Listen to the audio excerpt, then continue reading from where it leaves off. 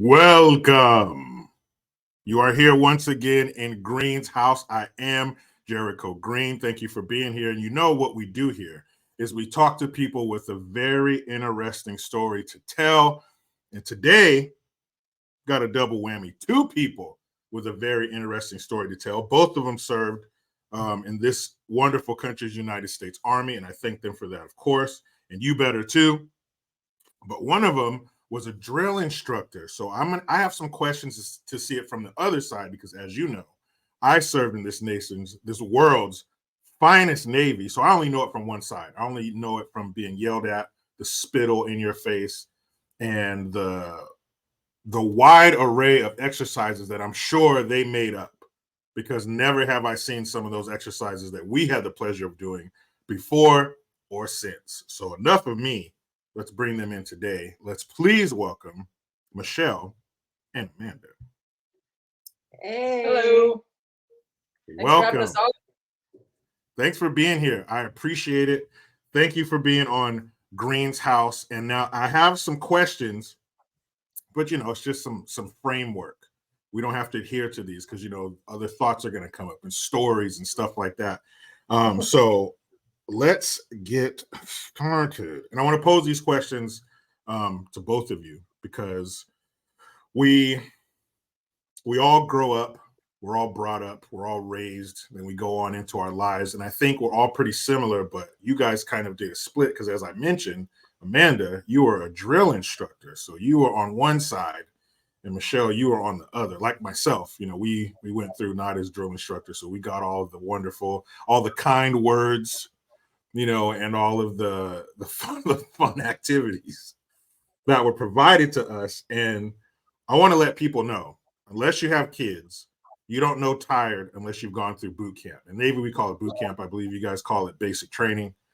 But you don't know tired. You've never fallen asleep faster. Because, now you sit there, you got stuff you're thinking about. You got to shut your mind off, whether you got a business or a job or family or all of the above. So, you don't just close your eyes and fall asleep. But I guarantee you this. If you go through basic training or boot camp, depending on the branch you choose, when you close your eyes, you're in REM sleep in no time. Because your body and mind has been pushed to limits that you've never felt before. Even if you prepped, maybe you prepped for boot camp. And you did some exercise and your recruiter was, let's do this. We'll meet. We'll go to the gym.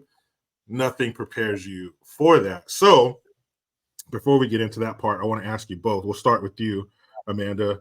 Where and when did you grow up?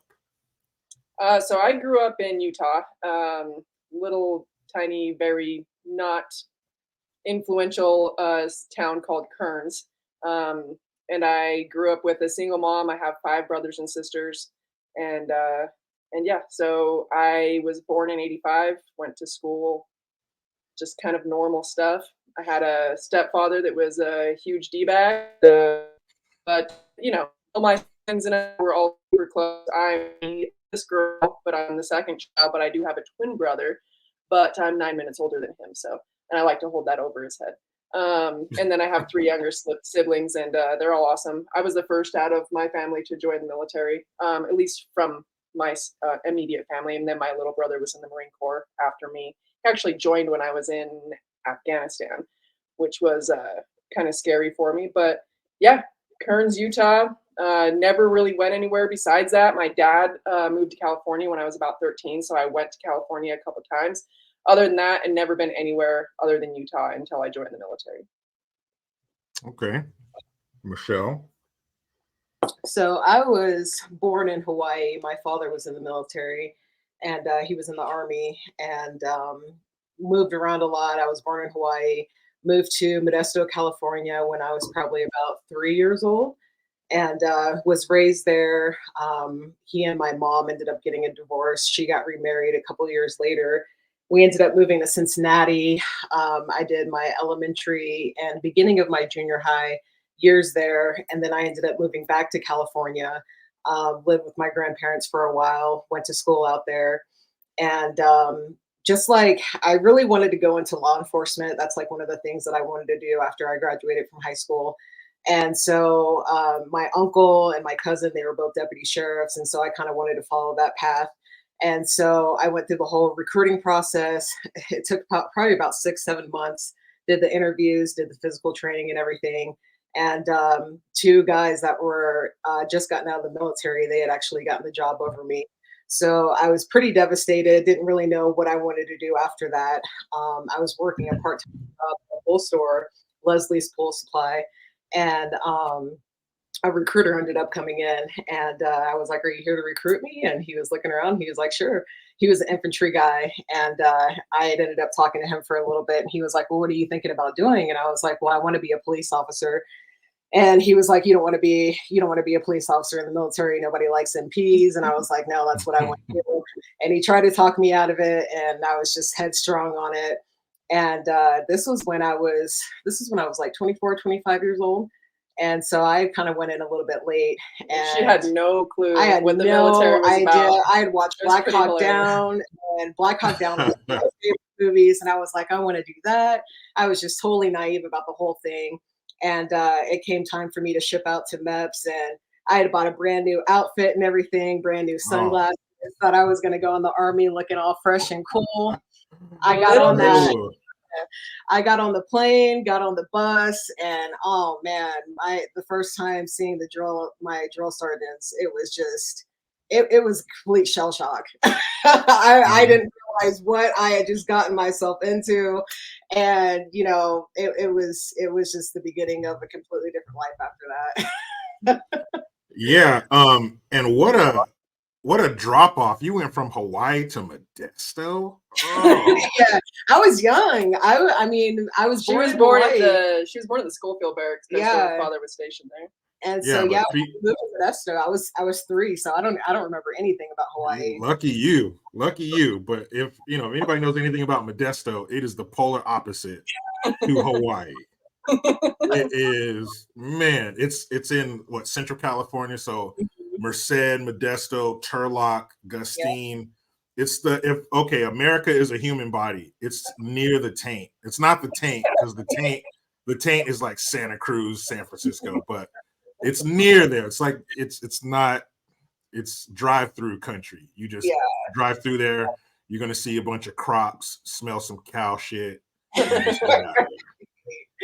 right, so, and this is we'll get into that. First, I want to ask you both, what made you want to serve? Michelle, you mentioned wanting to get into law enforcement. Was that it, or was there a patriotic draw to it, or what was like?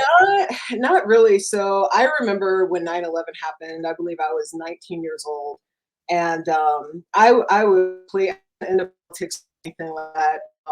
I remember I had woke up and I thought it was like a preview to a movie that was getting ready to come out. And it didn't really hit me. Next couple of years, obviously the war kicked off and everything, but I didn't really want to be a part of the military. It wasn't really anything patriotic, to be honest with you. My dad had served, both my uncles, they had served, but initially I just wanted to become a police officer. That was my main goal. And I feel like once that got shot down for me, that recruiter came into Leslie's, and I was just like, "Are you here to recruit me? I want to be a police officer, so let's do it." There wasn't really any forethought into it at all whatsoever. It was very spontaneous. hence the surprise when you got there. Right. Yes. So what about you, Amanda? What made you want to serve? So I wanted to be in the Army ever since I could remember. I don't know why. Ever since I was like really little, I would be playing Army. I'd go to the Army Navy surplus. I'd buy like little BDU jackets and run around and pretend like crawling through the sprinklers in the backyard with my brothers, like pretending we were at war and stuff, like always. And when I got to high school, me and my brother, we joined the junior ROTC. And I think it was the second or third year that we were in there that 9/11 happened. And then that just motivated me more. I think I was almost 16 or just turned 16 when 9/11 devastating. And I remember thinking to being, for the first time in my life, I was afraid on American soil. And it was like very eye-opening. And so I went down to the recruiting station when I was 17. And the day I think it was the day I turned 17, signed up, and the recruiter was like, no, you're 17, you have to have your parents' permission. So I had to go and get my mom, and she was very reluctant, but she also knew I was going to do it when I turned 18 anyways. So she went ahead and signed me up. And shortly, like 1 or 2 months after I graduated from high school, I shipped off. So I've always been really into it. I don't know why, but the service aspect always really appealed to me. Just being in service to this country, which I love and I think is great and has afforded us every opportunity, was always very appealing to me. And then having that backed up through my service and being able to have the opportunity to go to places like Iraq and Afghanistan, where people they don't have the type of things that we have here. I've got several stories where, things happen and you're just dumbfounded because that kind of thing would never happen in the United States. And so it really solidified my beliefs and my values and my views of this country and how great it is and why it's the best country in the world. And yeah, so I have no idea. I'm gonna say that it was God's plan for me, and I've just always known it. So that's awesome. And a lot of people don't have that that calling, I guess you would call it. So early in life, they have your path so lit up for you. Like the Thriller video, or not Thriller, it was Billie Jean. Every time you stepped on it, the square lit up, and to have your path kind of laid out for you is pretty cool. Now, I want to ask you both this question, but then I want to come back to you, Amanda, because you saw it not only from the recruit's perspective, but the DI's perspective as well, or drill sergeant's perspective. So, but I want to ask you both. Okay, MEPS and everything. Every branch goes through MEPS. It's the entry, basically exam that you got to take tests and the physical exam, and your recruiter is going to be telling you what to expect, but doesn't really help you when you get there. Getting off the bus and getting off the bus in that first night. I remember I did Sea Cadets, which is similar to the ROTC, except it's not through your school. It's a private group or whatever. It's funded by private citizens. But I went through a 2-week boot camp, and it was ran by Marines. And since it was Navy, the Naval Sea Cadets, they let us know daily how they felt about the Navy. But it was 2 weeks, and it was tough, getting up early, yelling and screaming. We weren't allowed to have dairy or sugar. It was 2 weeks long. So, I had an indoctrination into it. I knew rank and recognition. I knew how to march. I was in color guard. So it wasn't such a shock to my system when we got to boot camp. But to see the bus was coming to a stop, the RDCs were trying to rip the doors open. They're yelling and screaming, and you see people like scooting back in their seat, like, oh shit. They were so scared. But having been through boot camp, I knew it's not an act, but I knew they weren't going to hurt me. They weren't going to beat me up. It's yelling and screaming. I had parents, I had siblings, I've been made fun of and yelled at. So it wasn't that bad for me. But to see other people, the first night we got in our barracks, because the first night we're there, you're getting processed. You're getting your what we call our Smurfs, the blue sweatsuit that says Navy on it. You're getting all your uniforms, your boots, your jackets, your pea coats, all that stuff. And so we ended up sleeping for 40 minutes. We were in a long line, and you sit Indian style, if you can still say that. And then the person in front of you, they lean back on your knees, so on and so forth. And we slept for 40 minutes the first night. And I remember the first night getting in the barracks, lights out, taps at 10 o'clock, 2200. And as soon as the RDC left, the recruit division commander, as soon as he left, you hear 2 or 3 guys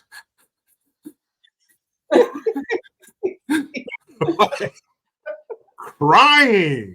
I mean, if you're not ready in any way, and all you've had is just your recruiter, no Sea Cadets, no ROTC, man, it is a scary night. They were ripping the doors open. They're yelling and screaming at you as soon as they see you. You can't do anything right. You don't know how to talk right yet. You don't know how to move right yet.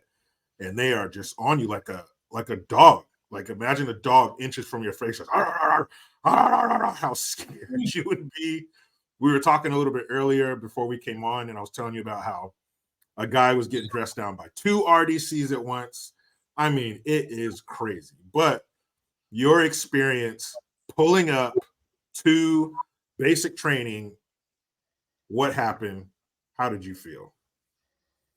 Michelle, go ahead. This is going to be good. So, like I said, I had bought a brand new outfit and it was immediately, take off your sunglasses. They got on the bus, they started, screaming and yelling. We had to tuck in our shirts. It was just, it was so You're wearing humiliating. You're wearing a hoodie, tuck in your shirt. Yeah, the whole thing was humiliating. Oh, by the way, you got to tell that story about that private that took her shirt off. I will. Okay, so yeah, everybody gets rushed off the bus and whatnot, and you don't know which way you're going. Your mind is literally going in so many different directions. You have so many people screaming and yelling. You don't know which way is right, which way is left. It's pure chaos. I'm like reliving it right now. It's just pure chaos. But I remember the first night after we get our what are those books called? Smart books. Yeah, we get our smart books and everything. And I remember our first night, one of my best friends to this day, we deployed to Iraq together. We went to Korea together. And it was our very first night that we bunked down in the barracks together. And she had came in, she was from Florida, and she had cornrows in her hair. And they were like, you gotta take that shit out. They were like, you gotta take it out. And so when we went to go do the showers, and that was a complete shock to me as well, because everybody gets thrown in the shower basically. There's no privacy. You're like, holy shit, there's probably naked people. Yeah, there's no your whole identity is completely stripped from you, and there's no privacy. There's no nothing. And so anyway, so that was a complete shock to me. And then we went and we laid down in our beds, and I remember I was just shaking because it was just from adrenaline, from fear, from shock, just everything. I was physically shaking in my bed. And one of the leaders, I can't remember what she was, but she came over, and my battle buddy next to me, her name is Kendricks, and she was like, hey, you got to start taking out your hair. And so she was like, do you want me to help you? And my friend Kendrick, she's like, no. And so all night long, she was just sitting there trying to take out her cornrows. And I was sitting there and I was just like, are you okay? I would check in on her every now and again. And she's just like, yeah. And both of us, it's just like, we didn't even know what to say to each other, because it's just like, this is our life for the next at least 5 years. And so, so that was my experience. I didn't sleep the whole rest of that night. And that was just the beginning of it. We weren't even to our basic training company yet. That was just at the in processing station. I think we were there for about 5 days. And then once we actually got into our boot camp company, that it was literally like hell on earth. Our drill sergeants, like some of our drill sergeants, they were Marines and they had switched over to the Army. And it was almost like they hated us. Like they just hated our entire existence. Now, Michelle, real quick, let me ask you this. Do you remember their names? Oh, yeah. Yeah, I remember all of them. I'll never forget their names. Yeah. I see them clear as day. Yeah. And I remember we had to walk. We had just went to Fort Leonard Wood. I think it was a couple of years ago, but we went to our old barracks for our boot camp company. And from the parking lot, they had staged us up. We had to take a bus over to this parking lot. Fun fact, we apparently went to basic training in the same building. Not the same company, because my battalion has moved since then, but we had actually been to basic training in the same building. I just went 4 years before you? Yeah. So they had dropped us off in this parking lot, and it was literally just right across the street, right? But at that moment, you would have thought we were on a death march, walking for miles upon miles, because we had, front loaded our green duffel bags. We had back loaded our green duffel bags. We had everything that we had come with. And so they were like, okay, we got dropped off in the parking lot, and they were like, start, heading over towards the company. There was probably about 9 or 10 people that ended up having to go to the hospital because they had passed out. And I don't know if it was just from just the shock of everything, or I don't know what it was, but what month did you join? It was August. Oh, that's why. Yeah, August in Fort Leonard Wood, Missouri. And so yeah, it was, and yeah, that was the beginning of my first day in hell. And it was Now, just, it was horrible after that. now, Amanda, can you scoot a little closer to her, because I feel like she's in a better. Yeah, I don't want it to get choppy when you're telling this story. You got it. But before you answer that question, Amanda, I feel like, knowing your path into the military, like that's what you always knew you wanted to do. Tell me if I'm wrong, but I feel like when you pulled up in the bus to basic training, you were probably excited. Like Yeah. I'm sure you didn't have that fear, and you were in ROTC, so you like myself, you knew about rank and recognition, you knew about marching, you knew kind of what to expect. So am I wrong in thinking that you were probably excited to get it started?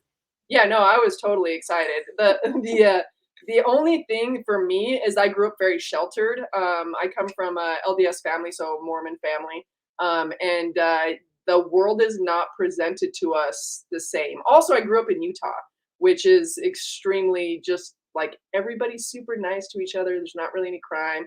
Like, and my family is extremely close knit.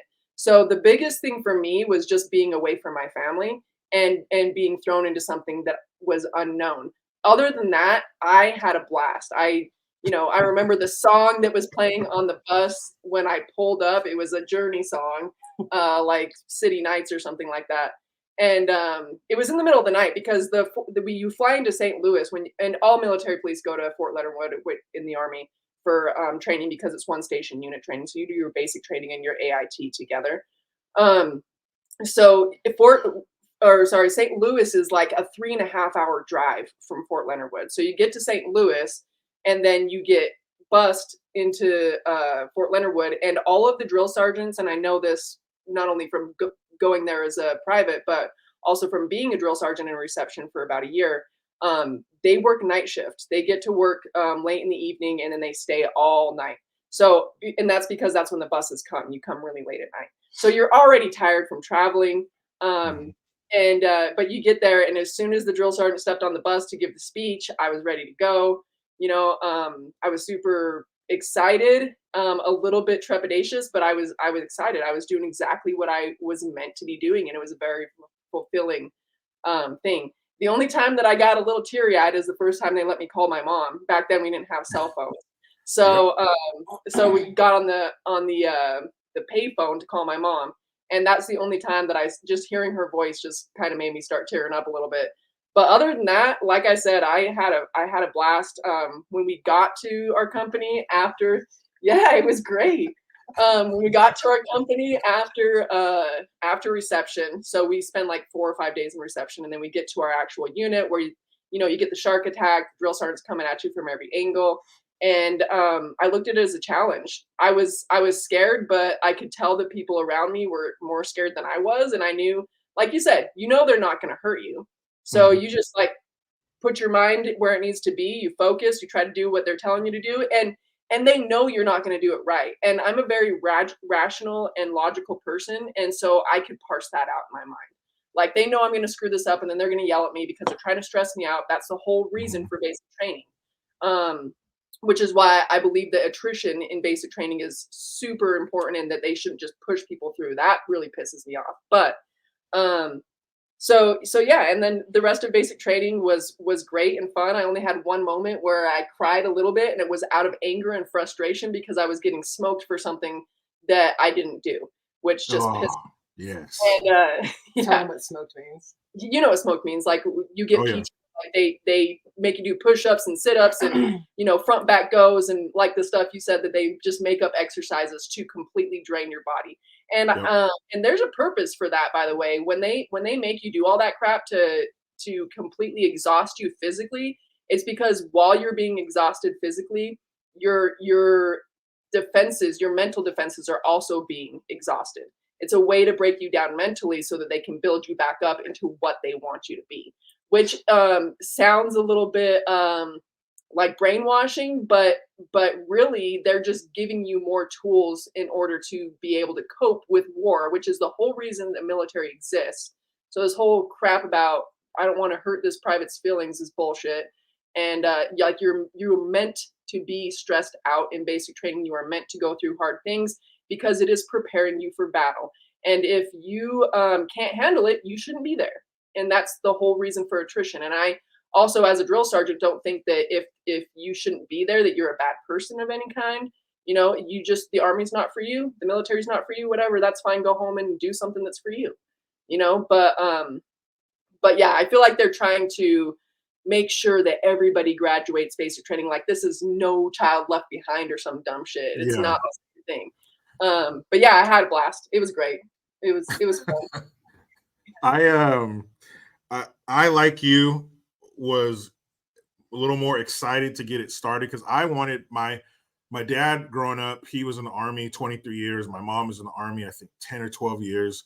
My dad passes. My mom gets remarried. My stepdad was in the Navy. He was a corpsman, so he was attached to a Marine Force Recon unit. So I hear these stories that they're telling and stuff. And my stepdad and my real dad, they both went through it in a time where they would take a clipboard if you fell asleep in class and crack you across your head with it. So I'm hearing these stories as a kid, and I want that experience, not necessarily to be hit over the head with a clipboard, but I wanted that rough and tumble, yelling and screaming. We're going to mold you into whatever, a killing machine, a sailor, a Marine, a soldier, whatever. I wanted that. I wanted that boot camp experience, and I got it.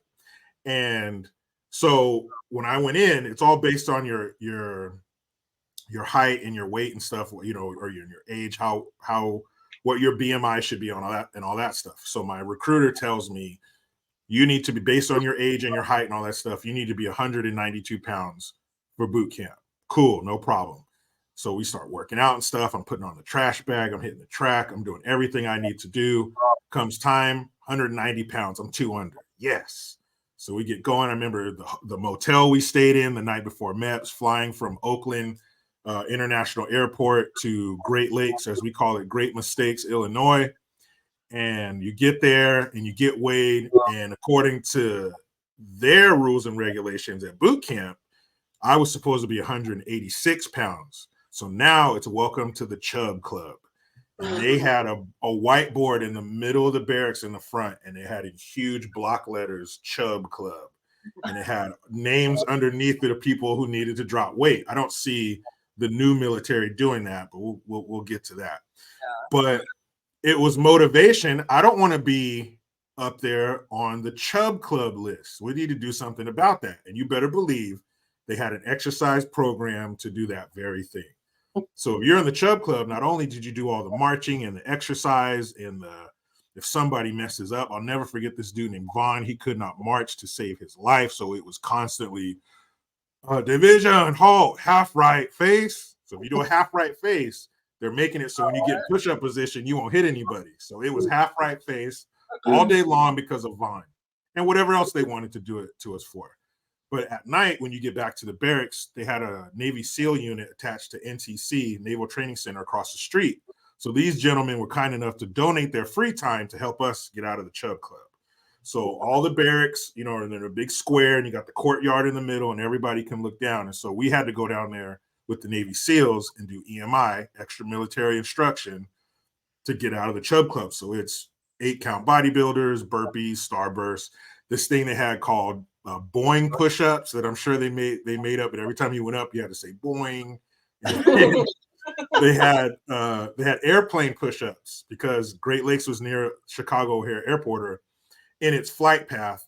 So you'd have to go up, and then when a plane goes by, you can go down, and then you waited for another plane to go by. So there was no time. It wasn't every 5 minutes, every 10 minutes. It was whenever.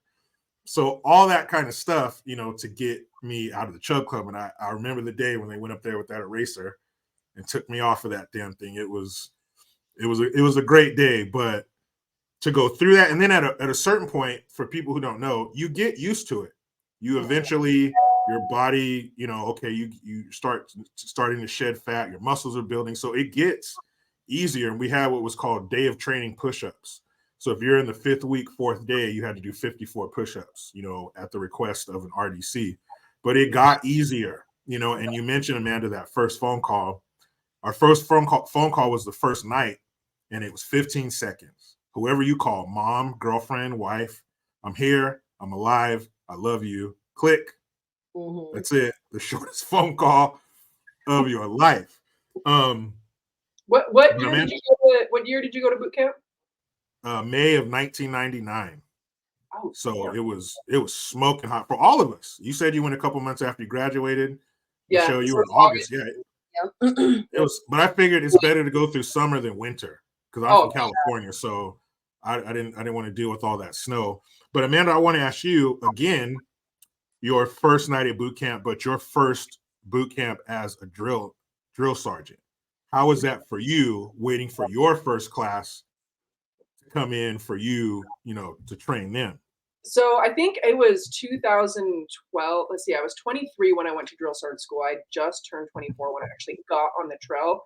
And I came in the middle of a cycle, or maybe it was right at, I can't remember. But I didn't fill with this particular cycle. I came in when they were already in training for a little bit. And so I was just relying on my battle buddies left and right to kind of know what to do. The other drill sergeants that were there, they kind of take me under their wing and show me the ropes, so to speak. But it was eye opening. It was funny for me too, because I started my military career at Fort Leonard Wood, and then I went to Fort Lewis, where I did both my deployments, and then I went back to Fort Leonard Wood to be a drill sergeant, and that's where I ended my career. But MPs train MPs, so I was in one station unit training. We had these kids for 19 weeks, and you can see the immense amount of growth over that time. It's so cool to see when they first come in, and you're just like, these kids are dumb as shit, and but the change in them over that short period of time, over that, what is that, 5 months or something, is incredible, and it's rewarding. But yeah, just like you said, where things are just super chaotic, you have to be super careful. I had this battle buddy, his name was Simfukwe, and he went up to this private. They were watching some stupid safety video or something, and some private fell asleep, and so Simfukwe was digging into this kid's ass and just yelling at him and stuff. And he told the kid, he was like, "Beat your face, private." And anybody that's in the military knows that beat your face means do push-ups. But no, I shit you not, the kid literally started punching himself in the face, and my battle buddy had to stop him and be like, "Whoa, private, no, that's not what I meant. Do push-ups, And it's just they don't know anything. So, but you're entrusted. As a drill sergeant, I think it's a very honorable position, and it should be treated as such, because you are literally everything that these kids know as soon as they get into the military, and you are the person who is preparing them for military life, once they get there. So I took that as a very sacred position to be in, and I did my very best to try to make sure all the kids that came under me, were prepared for the next level. And and so I was a drill sergeant on the regular trail for 2 years. So I did basic training and AIT. I think I did 5 or 6 cycles, so a whole cycle, and about 250 privates per cycle is what we started with. Wow.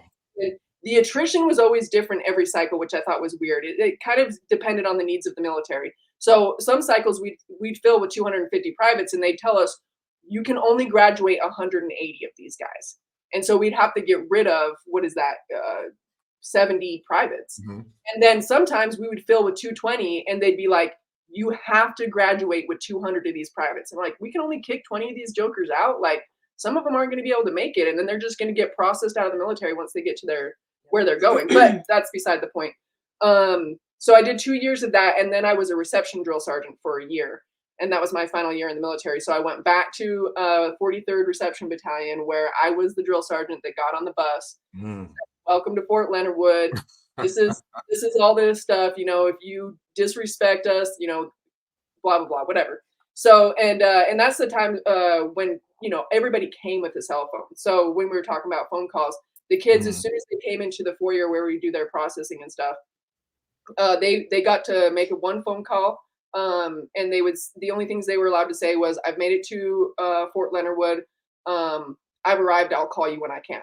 And then that's it. That's all they were able to say. And then we take their cell phones from them, and all that. But yeah, just being on the other side, it's very interesting. And it's, oh, you wanted me to tell the story about that. Okay, so I had a battle buddy with me, Drill Sergeant Brewster. She was really cool. She came on reception shortly after I did, and we were doing reception together. So we'd get all the kids off the bus, we'd line them up by MOS, bring them into the building, sit them down in these padded benches, and then they would have to watch a couple of safety brief videos or whatever. And then, but before that, there was a process. So you're on the bus, you get out, you line up, you get inside the building, you have to take off. If you're wearing a hoodie with a shirt underneath, you have to take that off. If you're wearing a jacket, you have to take it off. Tuck in whatever shirt that you're wearing, and then put everything else in your backpack. So we're telling this to all the privates. All right, everybody stand up, take off. If you're wearing a hoodie or a jacket or a sweater, take it off and put it in your bag. Apparently we weren't specific enough, because we meant as long as you're wearing a shirt underneath your jacket. Didn't hear that part. Right. And so this female takes off her sweater, and she's not wearing anything underneath it. And we've got male and female privates in the building. Mm-hmm. And so she takes off her sweater, and she's wearing nothing but a bra. I didn't notice it. I was doing something else, but my battle buddy just starts going ape shit. And so I look over to see what's going on, and I see this private with no shirt on, and my battle buddy just going in on her like, "Private, are you trying to sexually harass me? Put your shirt back on." All this stuff, right? And so the private is just mortified, obviously. Like you say, there's so many things going on in your mind. You're just doing whatever they tell you to do, and you don't stop to think. And that's another reason why I feel like that position is very sacred, because these are people who will literally do whatever you tell them to do. And so so the private puts her shirt back on and everything. She's crying. She's a complete mess. And we send the privates to go empty their bladders in the latrine. And so I went and I found that private, and I was like, "Get yourself a battle buddy and come see me." And so she does, and she comes over, and I was like, "Stand at parade rest." I was like, "Let me tell you something. What just happened to you is the worst thing that will happen to you while you're here. It is like you've just basically jumped over the hurdle of what everybody else is afraid of.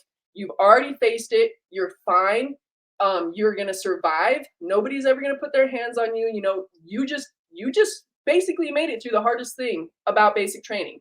And the change in her was just remarkable. She stopped crying immediately. She stood up straighter.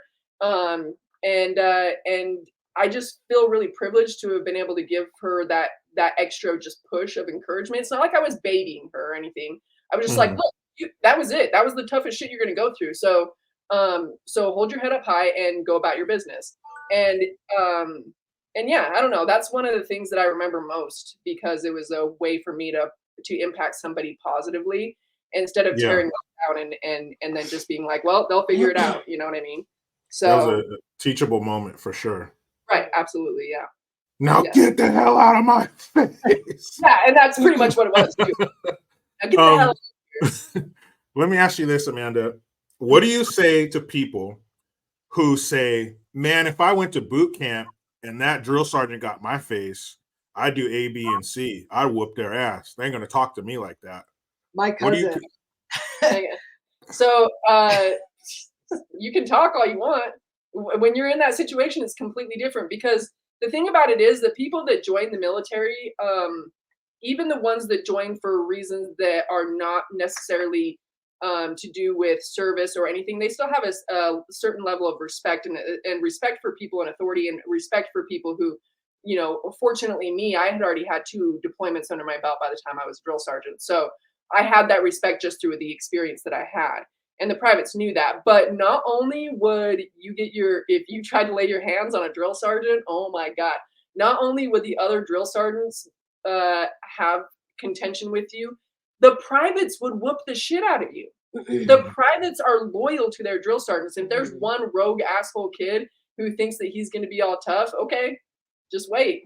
Just wait until you get to that point. And you can say whatever you want when you're not in that position. But go ahead with your story. No, my cousin, he passed away, but we were trying to convince him to join the military. And he was pretty much saying the same thing. He was just like, "Oh, I wouldn't let them get my face and blah, blah, blah." So we kind of did a mock experiment with him. and we put him at parade rest, and I went drill sergeant mode on him. yeah, and he was just like, amen, amen. It's like, The worst though, like yelling isn't even the worst of it. The when I had privates crying and stuff was when I would go up to them and just start whispering in their ear, and that hurt them more than me yelling at them for whatever reason. I don't know why, and I feel like it was a lot easier to make the male privates cry than it was to make the female privates cry. I don't know if there's I don't know. I can't say from a male's perspective, but I don't know if there's something about a woman yelling at you versus a male yelling at you. But male privates cried all the time whenever I got in their face. It wasn't funny. It was just an interesting observation that I had. You know what I mean? Like, I think the normal male's perspective in life is usually the women in your life up to that point, especially being so young, you don't have all these experiences with different relationships with women. So the main woman in your life is your mother. And for your mother, to really, get in your personal space and have to talk to you like that really taps into something. Because men yelling at you, if you got a dad, man, we've been there 1,000 times. This ain't nothing. You're not going to touch me? Oh, yell all you want. But for someone to really, and then to be juxtaposed with all the yelling. So if you're talking to me in a low voice, I must have really screwed up. And you mentioned the loyalty. We don't want to disappoint. We want to do things right, and to screw up. And the pressure of it all. Maybe it's just that soft voice. That's the straw that kind of breaks the camel's back. Now let me ask you this, Michele. You said you were 24, 25 when you joined.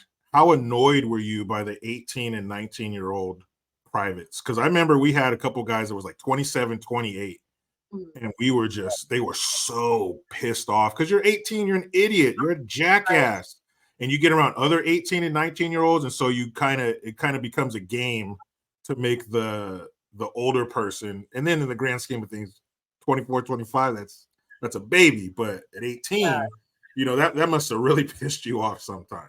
Yeah, it was definitely interesting for sure. I noticed it almost immediately when I first got there. But once you start going through basic training, I mean, it's all about team building and working together. And so that kind of went out the window once we started getting into training. Like the age really didn't matter because, different people would be in leadership positions. Pretty much everybody got a chance to be in a leadership position. And you just kind of respected that position more so than age or anything like that. Like I said, your identity is completely stripped away from you. Everybody is seen as the same, and everybody's called private. I think it was very rare that people ever even used your name. And so that wasn't really a big deal. Once I actually graduated from basic training in AIT and went into my unit, I definitely noticed it a lot more. Than I did in a training environment. And I'm not really sure. Ages. Yeah. Like once I got to Fort Lewis, like it was definitely, it's not as controlled an environment. Yeah. And it was weird because, obviously being in a training environment, you have the structure and everything, but I don't know, once I got into the actual Army, that was another shock to me because it was just like, I don't know. It definitely wasn't what I expected, especially everything that we had just went through training wise. I don't know, just that I had such a higher expectation of what the military was after the training experience. And then once I got into the Army, I was like, this is trash. Like it was very disappointing. When you got to Lewis? Yeah, just because there was just a couple of different instances like, are you talking about Patterson? Yeah, there was just a couple of different instances where you had people that were above rank that were younger than me, males that were younger than me, but they held a higher rank that would try to use their position of authority to kind of intimidate me and to getting me to do things inappropriate. And that it kind of left a bad taste in my mouth. That definitely got sorted out though. Yeah. Fun fact, that's how me and Michele met, actually. Yeah. Because we were both in the military before Don't Ask, Don't Tell was repealed. So if you swing a certain way, you couldn't talk about it. So, okay, cool. And one of my battle buddies, his name was Free, he came up to me one day and he's like, hey, He's like, do you think you can talk to this private for me? And I was like, why? And he was like, well, she's going around the barracks telling people that she's gay. And I was like, well, why the hell do you want me to talk to her? And he goes, and I was like, all right, I'll freaking talk to her, right? And so it was her. It was her. So I had to I took her to CIF, Central Issue Facility, to get all their gear and equipment and stuff. And I was like, so this is what I've been hearing. And she was like, what, you can't do that? And I was like, no, you can't do that. No. I was like, permission to speak freely, Sergeant. And I told her what had happened because this male soldier. Yeah, then I found out why. Yeah, he was trying to entice me to do sexual things with him and his wife. And I was just like, no. And I was just like, finally it got to the point where I was just like, I'm not interested in you at all whatsoever. Not only because you're married, but I'm just not into that, you know? And he ended up trying to go to my chain of command and be like, oh, this private is telling people this and that and whatnot, tried to get me in trouble because I wouldn't, you know, whatever. But so yeah, I ended up having to come out and be like, this is the reason why, you know, I had to, because I'm a very private person. I know I've been talking to you on Instagram for, I don't even know how long, you know, talking to you through your DMs and whatnot, but I'm a very private person. What I do in my life is my business. What I do behind closed doors is my business. And I'm just not, I don't put my personal life out there for people. And so I felt like that was a very, I felt very violated in that moment because and having to admit it because like don't ask, don't tell, like I wasn't planning on that anyways, but the fact that I was being manipulated to being like, oh, well, she's not going to do this for me, so I'm going to try to, you know, get her in trouble. And this is my first duty station. I'm like 2 weeks into the Army, you know? And so that was kind of that guy was just an all around douche anyways, but that was sounds like it. Yeah. Sounds like a real piece of shit. Yeah. But why did you, I got a question for you, Jericho. Why did you join the Navy out of all branches? Out of all branches, you could have done so much better for yourself. Army or something.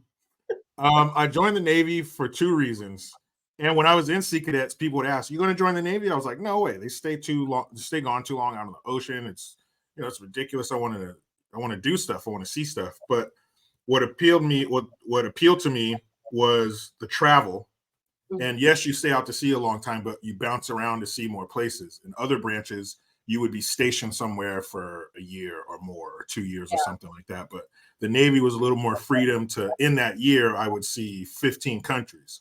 You know, I wouldn't spend a ton of time at each one, but, you know, I got to bounce around a little bit. And because, as I mentioned, my dad was Army, my mom was Army, my brother was Army. He was Army and Air Force. He did active duty and reserve duty in both. He's still Air National Guard.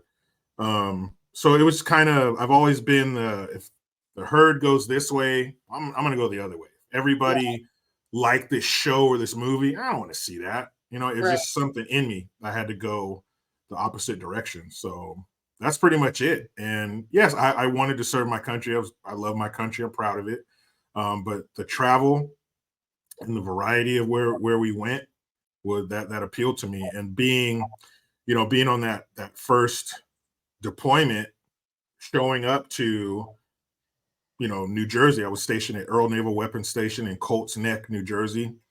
I remember getting on the base and you could see the New York City skyline from the pier. So that was always cool. Like, I'm a grown up. I'm in New York City, you know, New Jersey, and that's the first time, your first time out in the world. There's no RDC holding your hand anymore. There's no mom and dad. You are in the military. You are active duty. So it was kind of cool getting to my first duty station. I remember going to this place called the Depot Inn that was right next to the base. And I went in there, and a couple of the guys, we were in the same division, or the same class. He was in a different division. They were in a different division. But we kind of got there on the same day. So we were kind of hanging out, you know, before you know other people and stuff. And they were older than me. I was 18. They were like 22 or 23. So they went in ahead of me. And so they figured, since I'm with them, I must be over 21. We don't need to see your ID. So we got pretty drunk the first night there. So it was, but that being a grown-up kind of feeling, you know, that was kind of cool.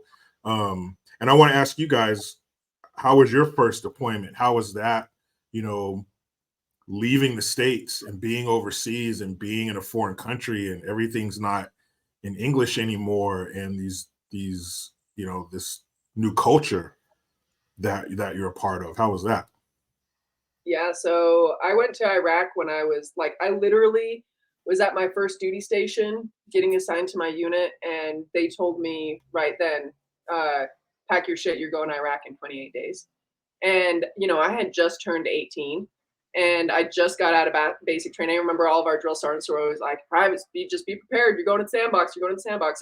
This was in 2003. So, and so I got to my first duty station. They were like, yeah, you're going to the 66 Military Police Company. They're going to Iraq in 28 days. And so they had to rush me through all the qualifications, weapons qualifications, you know, going to get all the health checks to make sure that you're healthy enough to be on a deployment and all that stuff. And I remember calling my mom from, again, no cell phone, call my mom from the payphone in the barracks hallway. And she said, oh, how's it going? And I said, pretty good. She's like, what's wrong? And I was like, are you sitting down? And she was like, you're going to Iraq. I was like, wow. Yes. And she was like, when? And I was like, are you sitting down? And she was like, soon. I was like, yeah, in about like less than a month. And so, you know, she was really concerned about it and everything. I don't remember how I felt. I think I was nervous, but at the same time I was excited. And when I first got into country, it was really scary. We went to Kuwait first. We were in Kuwait for about a month because that was at the very beginning of the war, where you had to get stuff like all of your military equipment from your unit had to get rail loaded over to the dock in Seattle, and then they would put it on a ship and send it over that way. And then we had to wait in Kuwait for all of our trucks and stuff to get there. And then from there, we had to drive our trucks to Iraq. So, so I was in Kuwait for about a year, or for about a month. And so nothing spectacular happened there. There was a lot of walking. There was a lot of sand. There was a lot of dust storms. And then when I actually got into country, I remember one of the first nights we got mortared when we first got there. And that was when it hit me like, oh shit, this is real life. You know what I mean? And that's when I was kind of afraid a little bit. And I got to call my mom for the first time when we were in country. And it was a Spanish, there were some Spaniards there, and they had like this little MWR phone booth thing. And we started using it. And then right as I picked up the phone to call my mom, they were like, you guys can't be using this. Get out of the Spaniards tent. And I was like, Mom, I love you. Bye. You know? And, but I do remember at certain times we were in a Najaf. I do remember I was on talk duty. So I was sitting back while everybody else was on mission. And I was just sitting there cleaning weapons by myself. And, you know, there's goings on all around you. And I remember just like being so happy and so fulfilled that I just started laughing randomly. Like, I'm actually doing something that's purposeful, that's making a difference. This is exactly where I'm supposed to be at this point in my life. And I know that, and I feel that. And I was super happy, but I was also 18 years old. So I was dumb as shit. And all the dangerous situations that we got into while I was there, like we went out on mission nearly every day. And we encountered some dangerous shit. Like, looking back on it now, I'm like, man, I can't believe I wasn't scared at all. And I wasn't. You know, we had people running at us with guns, shooting at us, and I wasn't the least a little bit scared. And I think that was probably due more to my youth than anything else, because my second deployment to Afghanistan, I was a little bit older, a little bit wiser. I think I was 21 when I went to Afghanistan. And then I was also had more rank, and then I had people under me that I was responsible for. Mm-hmm. And that was a different type of thinking. When you actually have people you're responsible for, when you're a little bit older, you understand things a little bit better. That second deployment was scarier to me than the first deployment, but I still had a good time, and I still felt like I was doing exactly what I was meant to be doing at that time. So that was my experience. There was a lot of scary moments. There was a lot of, like I said, things that we had Wait, hold on, Amanda. Hold on. We're going to get to the pucker factor stories. Okay, cool. In just a second. hold on a second. Hold that, because that's one of my next questions. So, Michelle, how was it for you being in country the first time, and the sights and smells of being in a foreign country? Oh, the sights and smells. I love your story. So, it was definitely an experience for sure. I went with some of my best friends that I still talk to daily today. Um, and I'll never forget one of my good friends, Lockwood. He had told me, he was like, he had deployed before to Iraq as well, and he was like, they're gonna know when we get there. And I was like, what do you mean? And he was like, the insurgents. He's like, they're gonna know when we get there. And I was just like, okay. And like he Know kept, that you knew that you were new. yeah, like that they knew that we were going to be replacing the unit. Oh, And so he kept telling me that over and over. And so I was just like, all right, dude, whatever. I thought he was just trying to scare me. And so, we get all of our gear and everything. We fly overseas. We go to Kuwait. We stay there. We got there on Christmas Day, and we're just waiting. Basically, we're waiting for a plane to go into country. And we get on the, was it C-17, C-130, one of the two, and we start doing the combat landings, and that was pretty crazy. But it wasn't until we got into the Humvee and we started rolling into the city that it hit me. And I remember looking over to one of my battle buddies, my male battle buddies, and I was like, Needham, I was like, I'm scared. And he was like, I'm scared too. And he like reached over and grabbed my hand, and I was like, what do you mean? I was like, you're not supposed to say that. You're supposed to like comfort me. And I was like, man, we're fucked. And so we get in the country, and sure as shit, like we got there, and that night we ended up getting mortared. Our commander's chew combat housing unit, a mortar went straight through it, and luckily she wasn't in it because it destroyed her entire chew. But yeah, we got rocked for probably the first 3 or 4 months that we were there. And we ended up finding out that some of the Terps that were with us, they had told the people out on the outside of the fob, they had given our direct grid location.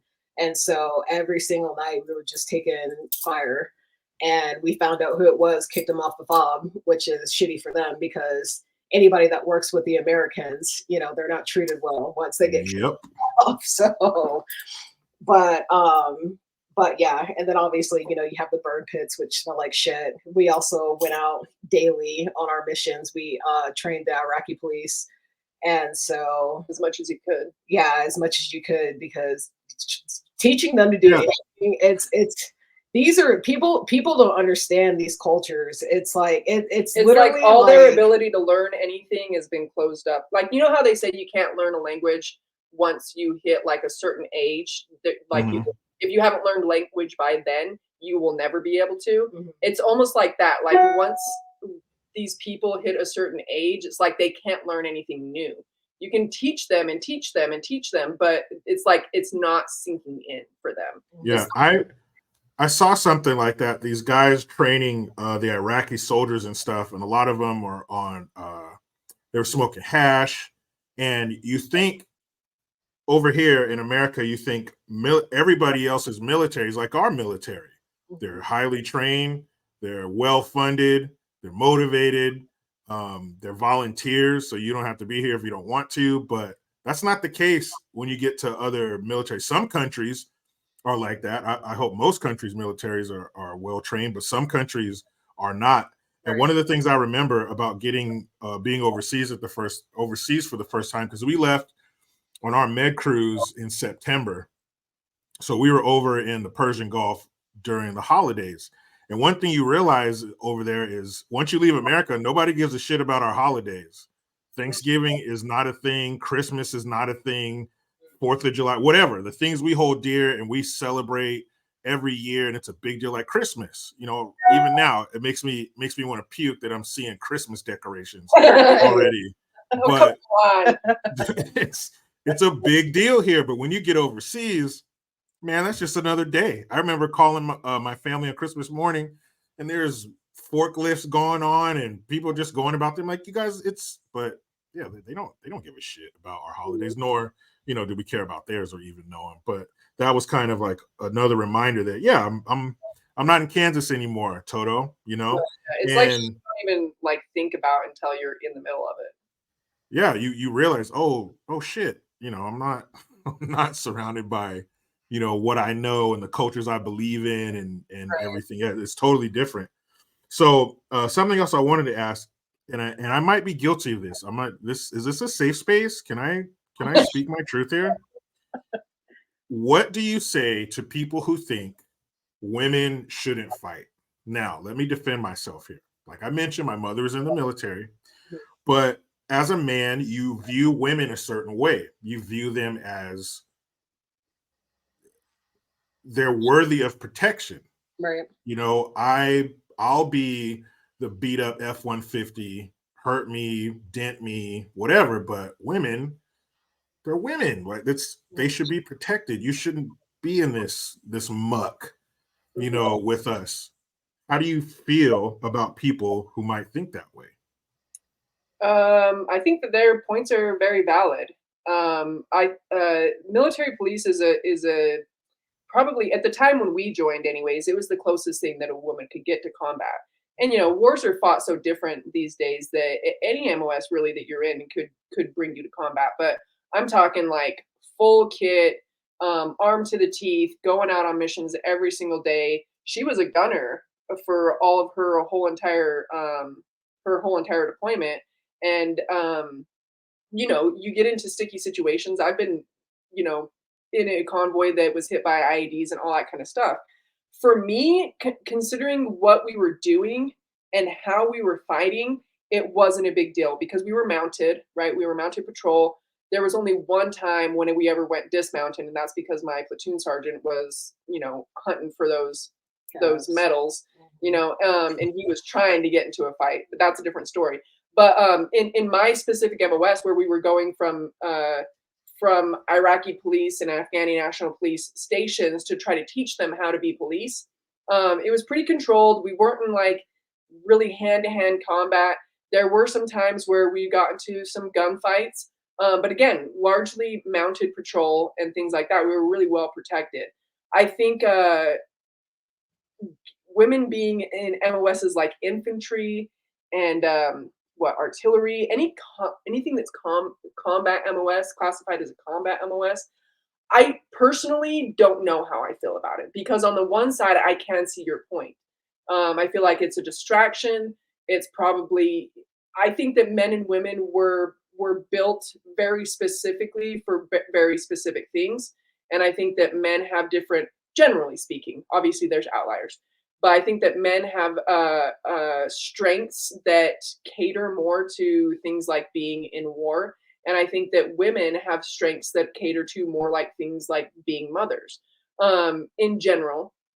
And if a woman wants to be in combat MOSs and things like that, I say, I don't know, maybe there should be some studies. I'm very torn on this subject. On the one hand, I think that women shouldn't be barred from it. But on the other hand, if she wants to do it, she needs to meet the same standard that every male does. Mm-hmm. I'm not saying, oh yeah, she has to get a 300 on her PT test. No, she has to get a 300 on the male scale of the PT test in order to be in a male-dominated MOS, or a combat MOS, basically. Basically saying that you're just as strong, but you're not. But there's not, and there's so few women who are. But it's like comparing apples to oranges. It's so hard to be like, well, this woman is stronger than this guy, but this guy is stronger than this woman. So I don't know. Me personally, I'm very happy that I got the chance to serve in the military, and I'm very happy that I got the chance to serve in the capacity that I did where I was in combat, because I feel like those experiences are invaluable, and there's nothing that can compare to them.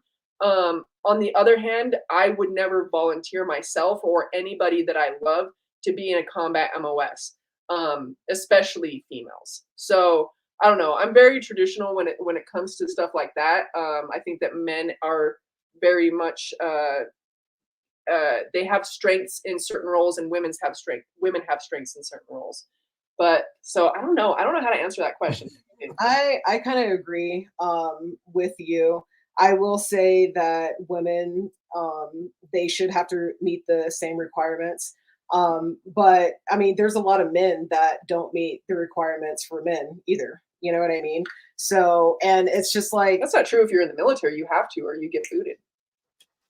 yeah, true. But I'm just saying there's different levels that men, I don't want to say compete at, but not all men are getting 300s. You know Of what I course mean? not, Some yeah. men are faster, some men, you know, aren't as strong, whatever. And it's just the same thing with combatives. Whenever we do combatives, you know, I don't know how many times, you know, I would be able to, you know, tap out one of my male battle buddies just like I would be able to my female battle buddies.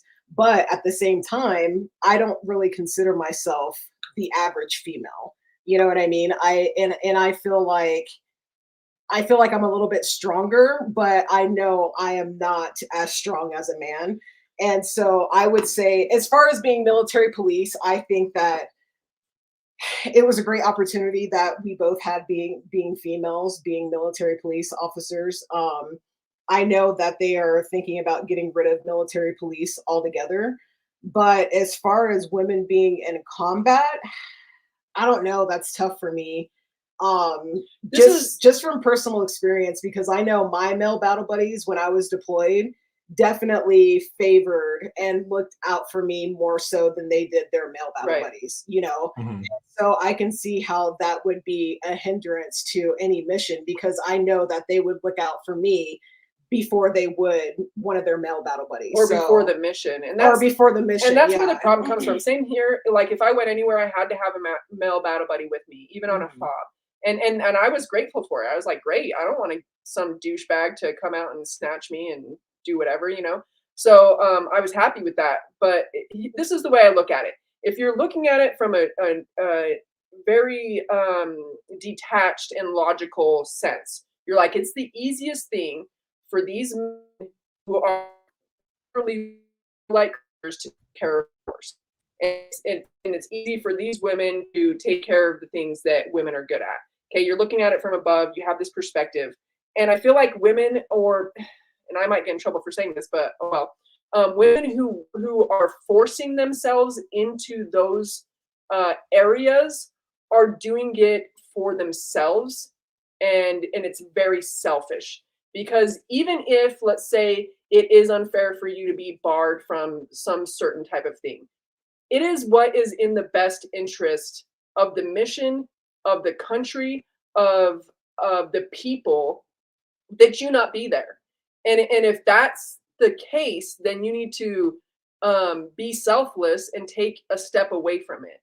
It's just selfish to want to be like, I'm in a male-dominated MOS, or I'm in a MOS that didn't previously let women in it. And it's just like, there's a reason for that, though. And for you to try to thwart that just for, you know, whatever your reason is, if you are not going there in order to add to the success of the mission and not thinking about yourself at all, then that's wrong, in my opinion. If I want to do something, but I know by me doing it is going to hinder the mission, I'm going to say, okay, I'm going to take a back seat on this one because I want what's best for the country. And I feel like people, like I said, who are trying to force themselves in those situations, I don't think it's right. And I think that they're doing it for the wrong reasons. They're doing it for clout, or to be, it's like climbing Everest. Yeah, you want to say you climbed Everest. Great. But when there's people's lives at stake other than your own, it's different. A lot of MP, so we deploy as companies, whereas like infantry, I think they deploy as like brigades and whatnot. And so we usually get attached to infantry units when we go down the range. And what happens is, since we're MPs and we have females, the females get kind of blasted out into different operations. Poured out. Yeah, we get poured out to different, because a lot of like the infantry units, or depending on the mission, they don't have females. And so when they go out into these communities, they're like, hey, we need a female MP to come and do searches with us, or whatever. Because in their culture, you can't touch the women, but a woman could. Right. So in those cases, I'm like, yeah, that makes perfect sense. You're a support MOS, and you're supporting the main mission. You're doing something. You are filling a need. Yeah. That's different. I remember one quick instance. I know we're not going to go into too many story time right now, but we went out with special forces, and it was me, my sergeant, female sergeant, and then one of my male battle buddies. And since we were both females, we had to pat down a lot of the Iraqis that were coming in for medical aid and medicine and all kinds of stuff like that. And it's so crazy because it's almost like looking into biblical times. Like you see people with like leprosy and all these different diseases. They smell so bad. Yeah, it's you can't even, it's indescribable. But anyways, I understand. yeah. I understand. So we were out there, with this infantry unit. We had been out there all day long, and we were getting ready to go back to the fob. And we had come to this crossroad, and we could either go right or we can go left. And left was going back to our fob. And the commander of the infantry unit, he was like, "Hey," he was like, "We just got suspicious activity at Cobb Cobra, which is like 3 hours away." And we had already been out on mission all day long. And so I told my sergeant, I was like, "Listen, we're not infantry." I was like, "We need to go back to the fob. We don't even have permission to go out to this other mission." And so we were going back and forth. And then finally, the infantry commander, he was just like, "Okay," he was like, "We'll take him back to the fob and then we'll go back out there tomorrow." Craziest story. And so we ended up going back to the fob. And the next morning, they ended up going out there. And then in the middle of the daytime, we ended up getting like the whole fob was on lockdown, and we had to do 100% accountability. And come to find out, they went out there, and they had went to the shack where there was like this van. It was a suspicious van. And as soon as they pulled a perimeter of 360, one of the strikers let down the back gate, and this van ran up into him and just took out the entire convoy. And I think it was like 3 or 4 soldiers ended up getting killed automatically, but we had to do 100% accountability to make sure they didn't stay back at the fob or whatever. But it's just like instances like that. It's like, we had no business being out there. You know what I mean? Like, that's infantry. Like, we don't do infantry stuff. Like, we did our mission, and, and that was it. But I don't know. I think as far as, like I said, women in combat situations, I think we should leave it the way that it is. And it's a tough question. It's definitely a tough There's question. a reason why it's controversial, because there's strong opinions on both sides, right? Yeah. And again, I think the women that are just like, well, I'm strong enough to do it, like, more power to you. But overall, like, I know they're talking about possibly bringing a draft back because the series not meeting their numbers right now. And they're talking about, well, you might have to send your daughters and this and that. And it's just like, I don't think women should be a part of the draft at all. What do you think about that? Well, I think that no, I don't think women should be in combat MOSs. What you just said, your daughters will have to join the draft. I would shudder at the thought of my daughter going to fight and could possibly die. I feel different about my son. Call it a double standard or whatever. It's just the way it is. Nature. I wouldn't want my son to go and die either. But would I want him to go and fight? Yeah. My daughter? Hell no. No, You're staying right here with me. You're staying stateside or whatever. And she wants to join the military, go for it. But for them to stick a rifle in her hand and put her on the front line, hell no. Mm-hmm. But I'm glad that women are in the military, because I think men and women bring just something different to the mission, a different perspective, a different feelings or whatever. But fighting, combat, no, I'm just not a fan of that. I think, like you mentioned, and it's been tried in American history. I think they tried it in the Civil War, and it was so detrimental to the male soldiers because they were lingering on the battlefield, and seeing women dismembered and dying like that just had a totally crazy negative mental effect on the men, not only in that moment, but in future battles. It was described as like the men were almost stayed there. They were physically on to the next battle, but mentally they were still back there, wrestling with the images that they saw. And I think yes, weapons have changed, technology's changed, but war is war. Yeah, I feel like I feel like especially American men, like I feel like they have a sense of being the protector about them. You know what I mean? Like, it's just part of our culture that, men are the protectors of But it's society. not even culture, it is nature. And you can be like G.I. Jane all you want and be like, oh, it's men's fault that they did that, not the women's fault. Yeah, okay, sure, maybe. But if you're doing something just because you have something to prove, and again, it's a detriment to the mission, no matter whose fault it is. It's not the women that are getting hung up on it. It's not the women who are who are completely devastated by the fact that a woman just died on the battlefield, but the fact still remains that is just nature. That is just the way it is. So stop trying to prove yourself to people. The only person you need to prove yourself to is yourself.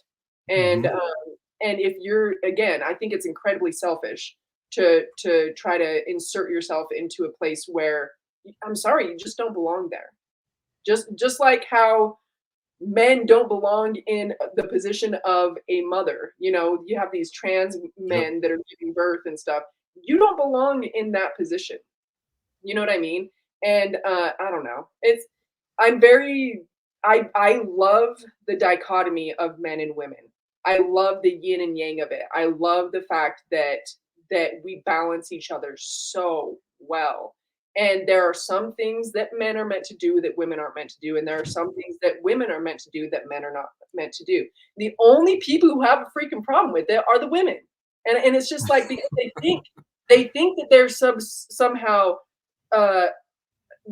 inferior to men, because men's strength is more visibly seen. I think women's strength, it comes from within. It comes from the things that we can do, and the way that we can support men. And we are just as strong as men. We're strong in a different way. Being a woman is a beautiful, wonderful thing. And I do not aspire to be a man in any sense of the word. And I don't aspire to do the things that men do. And I think that people who do, they have something missing inside of them. They have something that they don't like themselves. They're not confident in themselves. Something is wrong with them. But for you to be able to say, yeah, I'm a woman and I have just as much value as a man, but there are differences between us, very clear, striking differences between us. There's nothing wrong with that.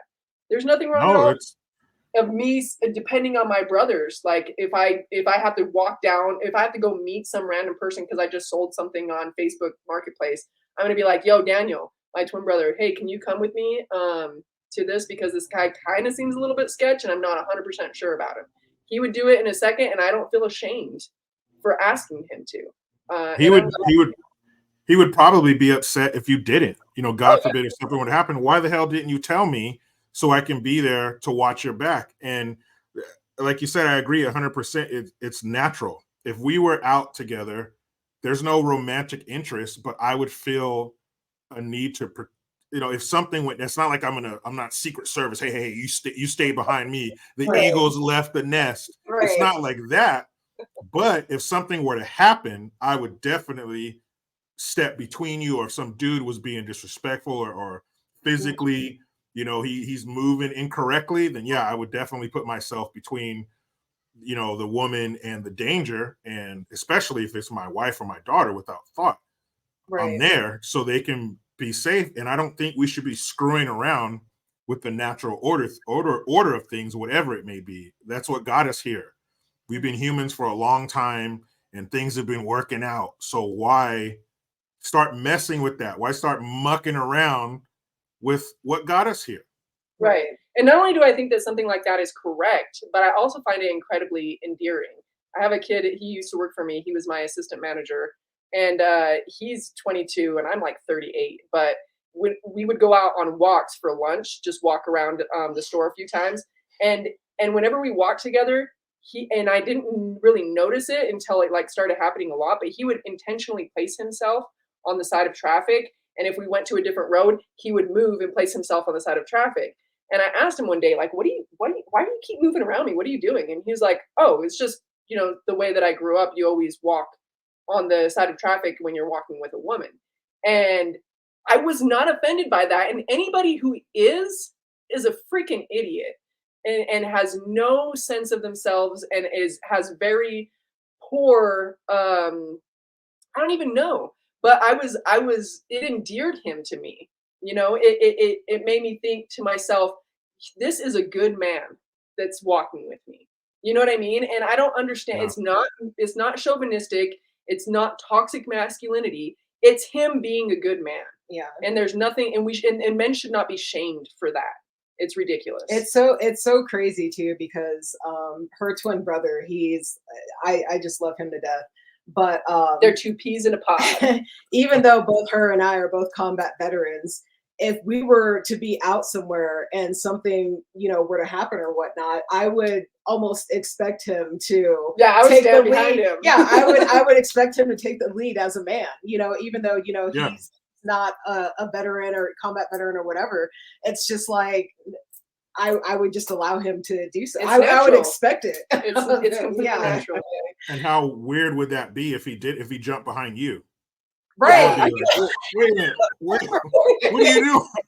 What are you doing, dude? You're supposed to, that would be totally weird and foreign and unnatural. And I don't want to live in that world.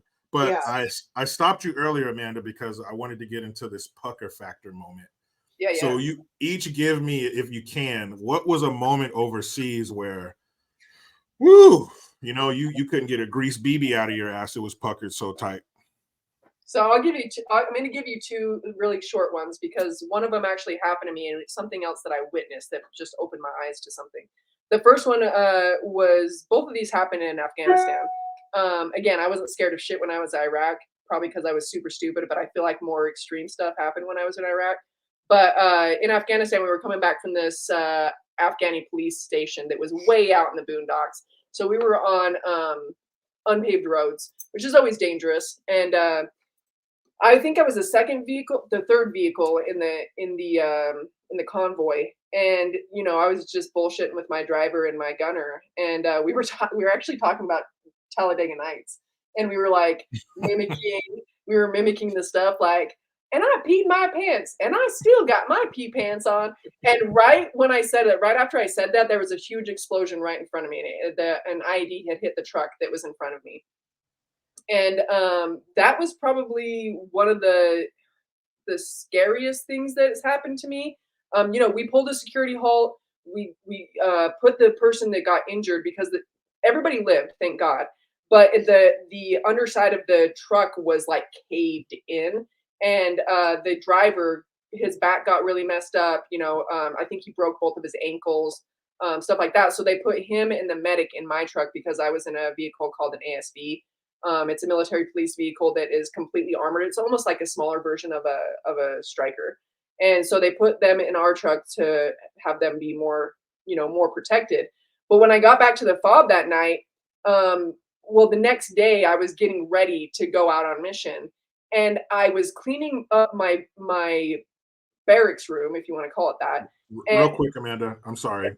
Explain to people what the FOB is. Oh, sorry. Forward operating base, FOB. It's just the installation that you're at, where you can go back to. It's like a military post, but it's foreign, so it's got a lot of more security and everything. It's on foreign ground, I should say.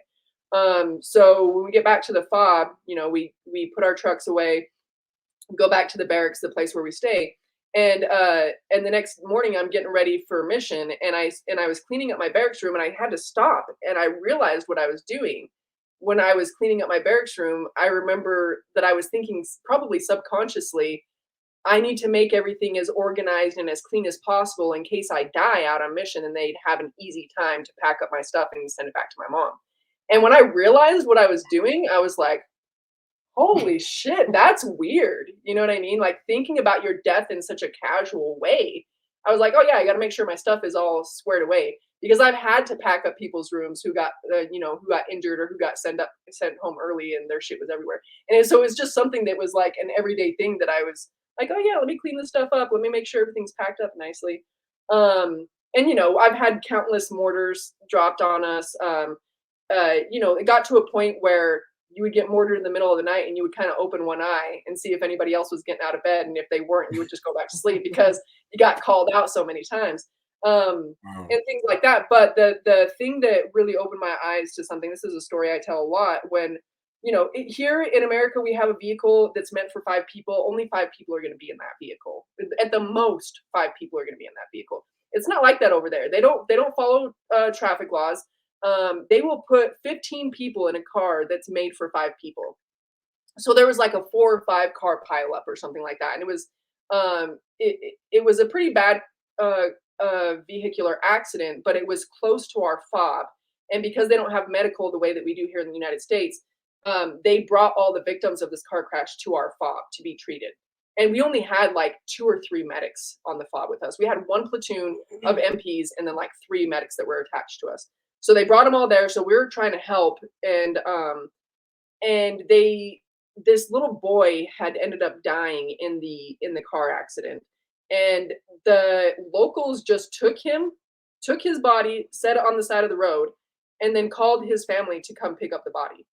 And that was the weirdest thing for me to see, because number one, if you get in a car accident in the United States, there's going to be ambulance and police there in no time, like 2 minutes or less. And you know, there was this baby that wasn't crying, which is the weirdest thing. Like, you just got in an accident, the baby wasn't crying, clearly something's wrong with it. And we have to wait on an American medevac helicopter to come and take this baby away. There was nothing we could do for it in the meantime. Whereas here in America, if that same thing happened, paramedics would be all over it, get him to the hospital as quickly as possible. So then thinking about the fact that this boy's mother is going to come have to pick up his body from the side of the road and put it in their vehicle, and just the whole thing was so surreal to me. And it was just like, man, it really makes you understand and gives you perspective on how fortunate we are to be Americans, and the things that you take for granted day to day. And just how even somebody who goes into those situations being you know, a patriot and having a love for my country, to then see something like that, it's just like it's so mind-boggling. And a lot of times I feel like when people say they hate America and that, you know, we're so backwards and that we're the worst country in the world and stuff, I feel like those people have never been anywhere except for here. And even though at the time when I first joined the military, I'd never been anywhere except for here, I still loved my country. But I feel like, send them to Iraq for a few weeks even, and then tell me how much, and then tell me how much you hate America. Send them to Afghanistan. Send them to anywhere that's not the U.S. Honestly, anywhere that's not a westernized country like the UK or something like that, and then tell me how much you hate America. So I don't know, just seeing things like that, really, I wouldn't trade those experiences for anything, because I feel like it opens my eyes so much to what's really going on, you know. What about you? So Michelle, what's a pucker story for you? Yeah, so man, it's quite a few. So one of the major ones was, we had just gotten to the Iraqi police station, and our vehicle, it was me and my battle buddy Greenswig, and our team leader had went inside the IP station, and we were the entry control point vehicle, and we were replacing the squad that was there. And I remember I was in the gun and I was sitting there and, you know, scanning my sector or whatever. And as the last squad vehicle was getting ready to leave, it was just an explosion, right? It threw me back up against the turret. And I think it was like 3 or 4 different explosions. And they were, what was it, the 5.55 mortar rounds or whatever that went off. And it was just a daisy chain. They had hit right outside the IP station. And then later on, I can't even remember time wise, but after that, once the ambulance and people came, took them to the hospital, they hit the hospital, and it was just chaos all around. So anyways, after they hit right outside the IP station, gunfire started coming down from on top of these rooftops. And so our vehicle is right here. There's a wall right here. And then my sector is like right here. Our squad that we're replacing is probably about 50 feet up in front of me. So everything comes down to a halt. I'm frozen. You know, they say that you have flight. What is it? Fight, flight, or freeze, right? And I had completely frozen. And I remember I was in the gun, and my TC, my battle buddy, he was sitting there and he was like trying to ask me if I was okay. And I could like barely hear him. And I remember he was just like, try to get on the radio. And I had come down from being in the gun. Yeah, I had come down from the turret. And I remember looking at the radio, and it was just blank. As I forgot everything that I had learned. I forgot how to work the radio. I forgot, you know, what channels we were on. And I remember he had gotten out of the vehicle because there was a guard shack right outside of our truck, and there was 2 Iraqis that were in this guard shack, and they had cowered down inside the guard shack. And so my battle buddy, he had gotten out of the truck, and he went over to them, and he was like, "Get the fuck out here and start fighting." And they were like, "No, no." They were like, "You go, you go." And so he was like sitting there arguing with them, and they refused to come out of the guard shack. And then so my my TC, my team leader, he had come out, and he was like trying to tell me, he was like, "Hey," he was like, try to radio back to the fob and tell him what happened." And I was like sitting there, and I was like still like shocked. And he was like, "Radio back to the fob and tell him what happened." And I remember I could hear everything coming out of the fob, but we couldn't radio, because eventually he was like, "Give me the radio." And I had sat back, and he started like messing with the radio or whatnot, but we could hear everything coming from the fob, and they were trying to communicate with us, but we couldn't radio out to them. And I remember it was almost like a third person. It was almost like an out of body experience. And they just kept saying, "They hit the IP station. They hit the IP station. We don't know how many casualties they have." And it was just chaos all around us. There was people screaming and crying, women crying. There was gunfire still coming down from the rooftops. And it was just like, I couldn't believe that I was in that moment. You know what I mean? And then it seemed like forever. It seemed like time had stopped forever. And then all of a sudden, like it had come back right then and there. We had finally were able to get back to the radio. The squad that we were replacing, they were kind of pinned down out. They were right outside the IP station, and they were pinned down. And so we had requested permission to our commander that was back on the fob. We were like, "Hey, can we go and support them?" And she was just like, "No." She was like, "Stand down. We're on our way out there." And I remember thinking, I was like, "What? Why are you coming out here? Like, they're 50 feet away from us. Why are you coming out?" And they were cab hunting, essentially. They wanted those medals. As officers always wanted the medals. And so we were told to stand by, and we ended up having, there was a couple of trucks that were in the IP station with us, and they were Rangers. And I remember they came out, and they were like, "Are you guys going to go get your guys?" And I was like, "We were told to stand down, Sergeant." And he was like, "What the fuck do you mean stand down?" And he was like, "So I guess we're going to have to go get your guys now, huh?" And so they ended up going out there, and they had the whole thing on camera. They had cameras mounted all over their trucks, and they ended up going out there and securing our squad. And this happened. It was probably about 20 minutes. The whole thing from start to finish was probably about 20 minutes. Seemed like forever. And our commander ended up coming out with her commander squad, and we did like a debriefing and everything. And I remember my squad leader had come up to me, and he was like, "Hey," and this is when we had all regrouped inside the IP station, and there was a computer, and he was like, "Hey," he was like, "Come look at this." And I looked at his computer screen, and it was a whole news article about what had just happened. Like, completely detailed, how many IEDs went off, casualties, the hospital beings, like Minutes everything. afterwards. Yeah, minutes afterwards. And I was like, "How do they already have all this information?" And he was like, "I know, right?" And I don't like to What the this hell? day, huh? How the hell did they get all that? To this day, like, that still makes me, I don't understand it. It was almost like, was this a planned attack? You know what I mean? Because how is this already, I'm sure there were reporters in the area. yeah, it was already written up, already uploaded and everything. And I was just like, hey, I don't know. It still kind of creeps me out to this day. But yeah, that was definitely one of the most terrifying experiences I've ever experienced in my entire life. I've never experienced the, fight. And it's so crazy because before I even joined the military, I've always had the mindset, like, of course I'm gonna fight. You know what I mean? I'm a fighter. I've never been so scared to where I just completely froze and just completely brain dumped everything that, and the military, it's all based off of muscle memory. You do the same thing over and over and over again, just in case, you get in situations to where you're in a situation like that where your muscle memory kicks in, and you automatically just, your body just knows what to do.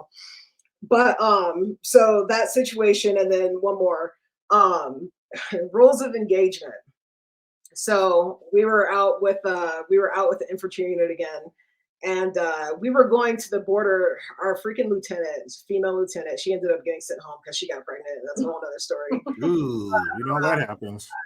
This bitch thought we were on a freaking tour of Iraq and Iran or whatever, and we ended up going to the border of, I think it was Iraq and Iran. Yeah, I think that was the border that it was at. Anyway, she wanted to go sightseeing. And we went out with this infantry unit, and our vehicle was the rear vehicle, so we were pulling rear security. And so there was this vehicle that was behind us, and he kept trying to get in our convoy, right? And so, from day one, being in the military, they're like, don't ever let anybody in your convoy. And so obviously, I've got my 249, or I've got my 240 Bravo, and I'm pointing it at him and I'm telling him, back up, back up. And he's still, trying to like maneuver, like trying to get in our vehicle. So I'm telling my team leader, I was like, hey, this vehicle is still trying to get in our vehicle. And he was like, show him your 249, right? And so the 240 Bravo, obviously, machine gun. My 249 is a saw. And Smaller so, it's a smaller machine gun. So I'm like, okay. And so he hands me my 249. And so I show it to him, and I was just like, stay back, stay back. And he's still, trying to maneuver to get into our convoy. And he was like, all right, he was like, get Greenswig's rifle and show him the rifle, M4, right? So now I'm going down in caliber, right? Smaller and smaller. So I get the M4. No, so I get the M4, and I'm like yelling at him, telling him to get back or whatever. And at this point in time, my driver is like swerving to prevent him from getting in the convoy. And so I'm just like, at this point, I'm like, permission to fire a warning shot. And my team leader, he's like, no, he was like, just, keep trying to tell him to stay back. So this went on for, a good minute or so. And so I asked him again, permission to fire a warning shot. And he's like, please don't. And I'm like, okay. And so eventually, long story short, this guy ends up getting in our convoy, right? Me being a female gunner, we get to where we're going. And as soon as I get out of the car, my squad leader just lights me up in front of in front of all the infantry guys, in front of all of our squad and everything. And I'm waiting for my team leader to be like, I told her to stand down, right? And here comes the guy that got into our convoy, and he so happened to be a friendly. He was a civilian. He was going to the same place that we were. And that still pisses me off to this day. Even though he was a friendly, it's like, dude, our rules of engagement when we're overseas, like we pretty much have one hand tied behind our back, and it's just like and everybody's looking at me, obviously I'm a female. So everybody's looking at me like, and we're MPs. And so infantry, they don't like us anyways. And I'm a female. So they're like, what the hell are you guys even doing out here? You know what I mean? Like, you're risking all of our lives for what? And so that was another thing that still pisses me off to this day. And it's just like, even though that guy, he didn't stick up for me, but it's just like, at the same time, it's like, to this day, it's something that kind of be just like, I wish that fired. Even though knowing that he's a friendly, I'm like, if you're gonna play stupid games, hey, you know what I mean? And dumbass. And what if you did light his ass up? What if he did tell you, yeah, go ahead, and it got to where maybe it got beyond a warning shot, and you had to shoot this dude and kill him? And like, oh, he was a friendly. Well, right. I would be in prison. Yeah, but let me know we got a friendly trying to get inside of our convoy. This isn't traffic back home. This is overseas in an active war zone, and this dude is trying to like, how do you expect people to react? And that is messed up. I don't know where this turn happened, this change happened, where, I mean, yes, you don't want to kill people, innocent people, or people who don't need to be killed, but what do you want me to do here? Because these situations can't keep happening, because one of these days it's not going to be a friendly, and we're not doing anything to keep them out of the convoy, and then a bunch of us get killed. So I think the rules of engagement need to be more clear, and they need to be moved. They need to be moved in our favor, because our lives are most important to us, so we need to act accordingly. And if you're dumb enough to try to get into a military convoy and you're not part of their military, there's a certain expectation you have to have that I could possibly get killed here. Like, Exactly. I mean, come on, man. Like, and it's almost like if you did end up getting killed, well, you know, you were trying to get into a U.S. military convoy, and you aren't part of the U.S. military, so don't be stupid. And speaking of the weapons that you have, what was your favorite gun? I would say the saw. I would say the saw for sure. The squad automatic weapon. Yeah, mounted, you know, the 240 as accurate as can be. I loved it, but you know, once we the 240 Bravo is definitely a lot better than the saw. It's a bigger caliber. It's a 7.62 instead of a 5.56. But nothing will ever beat the Mark 19. 40 Mike grenade launcher automatic, please. Oh yeah. Holy shit. It is sick. We didn't have those in Iraq. You didn't? Oh, that's a bummer. We had the 50 cals, but we didn't even take out the 50 cals. You didn't take out the 50 cals? Why not? I didn't take out the 50 cals. I had the 240. But somebody in your squad did. Okay. Yeah, the 50 cal is zero bullshit. If you check the 50 cal's bullshit meter, it's on zero. That thing, I don't know if there's anything man-made that can withstand it. I mean, with the right rounds in it, 50 cal can pretty much Swiss cheese anything. And we had 4 of them on our ship. We had 2 aft, or I mean 2 starboard, 2 port, meaning 2 right, 2 on the right, 2 on the left. And then we had the mounts for them. They weren't always mounted, but if need be, we bring them out, set them up very quick. And then we had 2 CWIS, the close-in weapon system, the what's it called? The Phalanx weapon system, the white dome with the Gatling gun barrel. I love those. 20 millimeter depleted uranium tips. Yeah, that it was. I mean, so when we would do test fires, and our shop was probably 50 feet from the CWIS, and we were inside the shop. You had to wear double ear protection if you were outside. You had to stick the little foam things in your ears and put on the earmuffs or the headphone looking things or whatever. And then some of us would stay in the shop because it would shake the shop so much that the tools would fall off of the shelf. So you're in there like this, trying to put your hands on as many things as you can to keep them from jumping because the shop's going like this. I mean, just it sounds like if you leave your cell phone and vibrate on the coffee table. Just bzz, bzz. Cool. But anything on the other end of that, for cancel Christmas, it's over. It don't matter, vehicle, plane, building, it's over. So I would have to say the 50 cal, of course, it's a smaller round, but it was just fun to hit those double triggers and just I mean, you feel the concussion from it. It was a beautiful thing. I really do. And I got to take the greatest picture of my childhood, even though I wasn't a child. I got to go into the armory for the first time. And there's 50 cal barrels in there. There's M60s, there's M14s, there's M4s, there's grenades. There's all these rounds. There's Mossberg 500 shotguns, M92 Beretta. I mean, it was just a young man's dream to be. It was like the scene from an action movie, the gun porn. They always have the wall with just all these different guns on there. It was just, it was amazing. Did you ever get to jump off the ship into the ocean? There was no reason for me to do that. Now, did we as a group have the opportunity? Yes, we did a swim call about 25 miles off the coast of Puerto Rico, turquoise water. It was a postcard. It looked like a postcard. It was hot. The water looked beautiful, and you were allowed to, but there was no way in hell that I was about to jump in the ocean. The ocean, no. Are you strong? No. Yeah, I'm fine. It's just something about it. It's too big for me to deal with. It's the same thing. The ocean, no way. Yeah, I saw this video where they had, I don't remember, it was some type of naval ship, and they had people jumping off into the ocean, and then they would have gunners to fire shots at the sharks that were swimming around them. I was like, what in the world? I spotted one. I was aft. I was all the way at the back of the ship. Any further, you'd fall in the water. And there had to be, I don't know, 15, 20-foot tiger shark. I just saw it. You just see the shadow of it swimming in the water. And around on the port side of the ship, there's people. It's like a Jaws movie. they're splashing and playing and jumping off the ship and shit in the water, and the shark's just back there.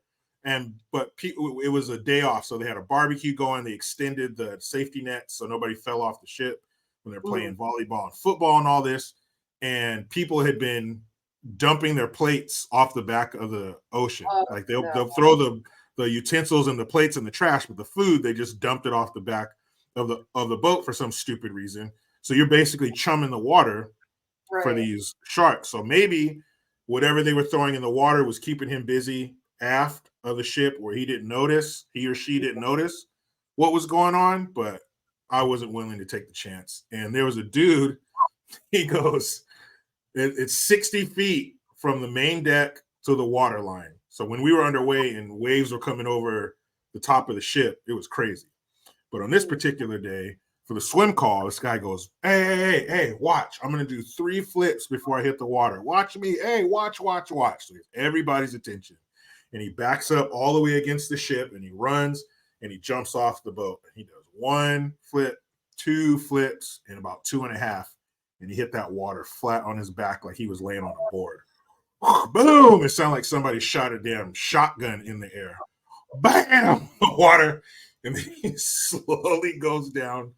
And they get his dumb ass out of the water, and they get him back up to the ship. And I mean, from his hairline back here to the back of his calves was just the most disgusting purple, black, red, yellow bruise. He was walking around like the little boy on Christmas Story when his mom had him all wrapped up in his winter clothes. You couldn't even breathe on this dude.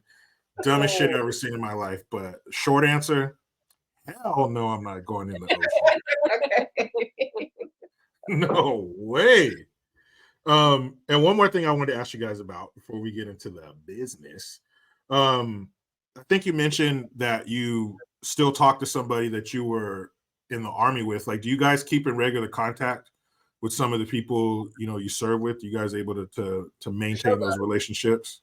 I do every single day. Yeah. A lot of the people that I deployed to Iraq with, I mean, a lot of us went through basic training together, went to our first duty station together, went to Iraq together, came back from Iraq, and then some of us went to Korea together as well. And so just the being deployed with people, it's a special bond that you have, and I feel like, these people, I can trust them, more than a lot of people in my life, family included. And so, yeah, I keep in constant contact with them. Some of them are still very concerned about the current situation of the military and, these possible wars that we may be getting ourselves into. And so, yeah. Amanda, not so much. We've talked about this at great length because it is kind of weird. I was in the military for almost 10 years. Michelle was in for 5. And I have people that I served with that I could call right now and pick up like no time has passed at all. But I don't have nearly as close a relationship as she does with her battle buddies. Like, I feel like I'm closer to your battle buddies just through you than I am to my own. But we talked about it a lot, and she's got one brother, and he's quite a bit older than her. So she almost grew up almost like a single like a only child. And I have, my siblings and I, there's 6 of us total, and I am super close with all of them. And so I don't know if it's a thing where I just didn't feel the need to form super close bonds or connections. Like I said, I still know a lot of the people that I served with, and I could call them up right now. Just like I said, like no time has passed. Some of them have even, while driving through Utah, have stayed at my house, and that's another cool thing about having battle buddies all over America. Don't get a hotel, just go stay at your battle buddy's place. And so I do have that kind of relationship with them where I'll do whatever for them, but I don't talk to them on a daily basis. She definitely does. They'll call her and just vent about their life. I'm sure she calls them and vents about her life. And not about you though. Not about you. There's nothing. What's there to vent about? Right? Exactly. But yeah, I don't know. It's a weird thing. We talk about it a lot because we're like, I wonder why that is. Yeah. But yeah. Yeah, I was in so long ago, way before the cell phone. So, we didn't get each other's back in the Yeah. day. But yeah, some of them I've talked to since then, but none of them like in regular contact. I mean, I'd love to. I'd love to catch up with them and see where they are now, being like 20 years ago at this point. But yeah, Were that's you in? good. I'm glad. Say again. Were you in during 9/11? Yeah, well, just before Okay. it I got out. But there's always been something going on in the sandbox, as they say. I remember in 2000, right after it turned 2000, the millennium, where we were supposed to hit reset on everything and nothing happened. We would, because I was on a supply ship, the USS Seattle, which has since been decommed, I think in 2005, and we're a floating Costco, 200 feet wide, 800 feet long, like 9 million gallons of jet fuel, 6 million gallons of diesel fuel, everything from the belt buckles and shoe polish to bombs and missiles and food and whatever. So we do what's called an unrep, an underway replenishment. We're out in the middle of nowhere already.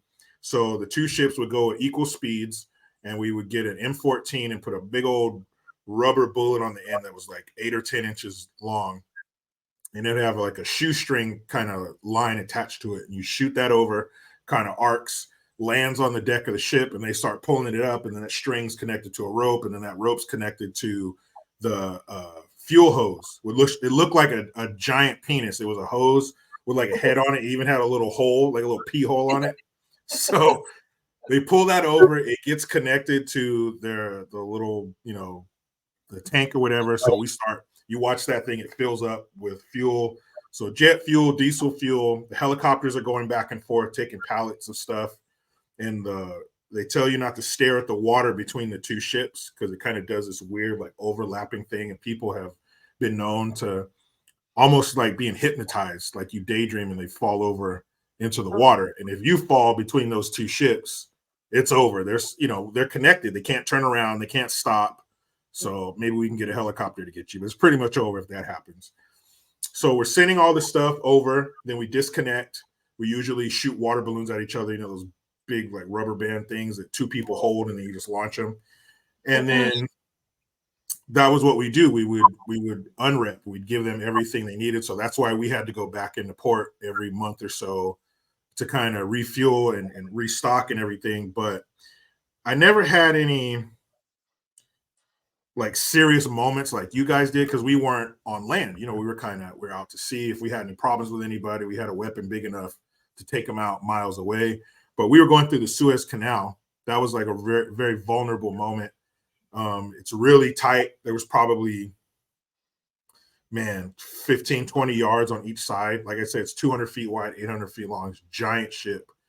So we actually had to bring on a private pilot to go through the Suez Canal. We couldn't drive ourselves. So we stopped before we went through there, brought on the civilian, and he guided the ship through. And so you would hear the fog was really thick, like Thule fog. And I know you were too young in living in Modesto, but I mean, it's bad. Like sometimes you just pull over and wait till the morning. The Thule fog is ridiculous. So you could hear people talking, you could hear goats and shit making noise, but you couldn't see anything. And so we're going through that. I don't remember exactly where. It all looks the same. I mean, you hear people say that, but if you're overseas, it all looks the same. If they blindfolded you and dropped you in another country, you'd think you didn't leave. Yeah. So we're going through, and there was a guy somebody spotted because you have lookouts, and we were up. Everybody's up. The outside of the ship is lined with people around the whole thing. Nobody sleeps that night when you're going through the Suez. It takes 24 hours. So we're all on watch. We're all looking, and somebody spotted somebody on land looking at us through a scope on a rifle. Don't know if he was going to take a shot or if that was his only means to magnify his vision, but either way, it wasn't good. So everybody, we do what's called general quarters, where you practice. There's a mock simulation of some kind of, there's a leak in the ship, there's an oil leak, there's a hole in the side of the ship, there's a chemical attack. You're practicing every 3 days because we have 3 duty stations. So every 3 days you're doing a drill, because when we're out to sea 300, 400, 500 miles away from everybody, there's no ship around. We're in a battle group, but the carrier could be 100 miles away. Frigates could be 200 miles away. We're in the same area, but we're not together. So if shit jumps off, you're it. You're the fire department. You're the medics. You're the war machine. You're fighting. It's all on us. So when that happened, we had to do a real general quarters. You know, up until that point, it was just drills, but we really had to get inside the skin of the ship, close all the doors, face all the guns out. So that was a trip to actually have that happen. And since we're in the Suez Canal, nobody could come to our rescue. You know, we were kind of almost trapped. So that was a pretty scary moment. Being underway for a hurricane, that puts things in perspective when you have a wall of water that's got to be 75, 80 feet tall. I don't even know, like a building, like a skyscraper next to you. So you have this wall of water, and the water is black, and the bubbles on top from the wind and stuff, and the caps are like gray. And then next thing you know, you're riding on top of that wave. So now you can see for miles, you see the sun off in the distance, and then you go back down on that wave and you're just surrounded. And it's almost like if the earth decided, yeah, go ahead and crest over that ship. There's nothing we can do. Your parents are getting a flag. We're down there with, in Davy Jones' locker, and it's over. So to really to have waves crashing over the ship onto the deck and everything was, wow. Like I know it's it has its own set of fears, out there on the water, just like you guys might have had, being in your convoys and stuff like that. But we saw some other ships and stuff like that. I remember being off the coast of Kuwait, and it's pitch black at night, and we could see the fires of them burning off the oil fields. So it's pitch black. There's no lights on the ship. They turn off all the running lights so we can't be seen.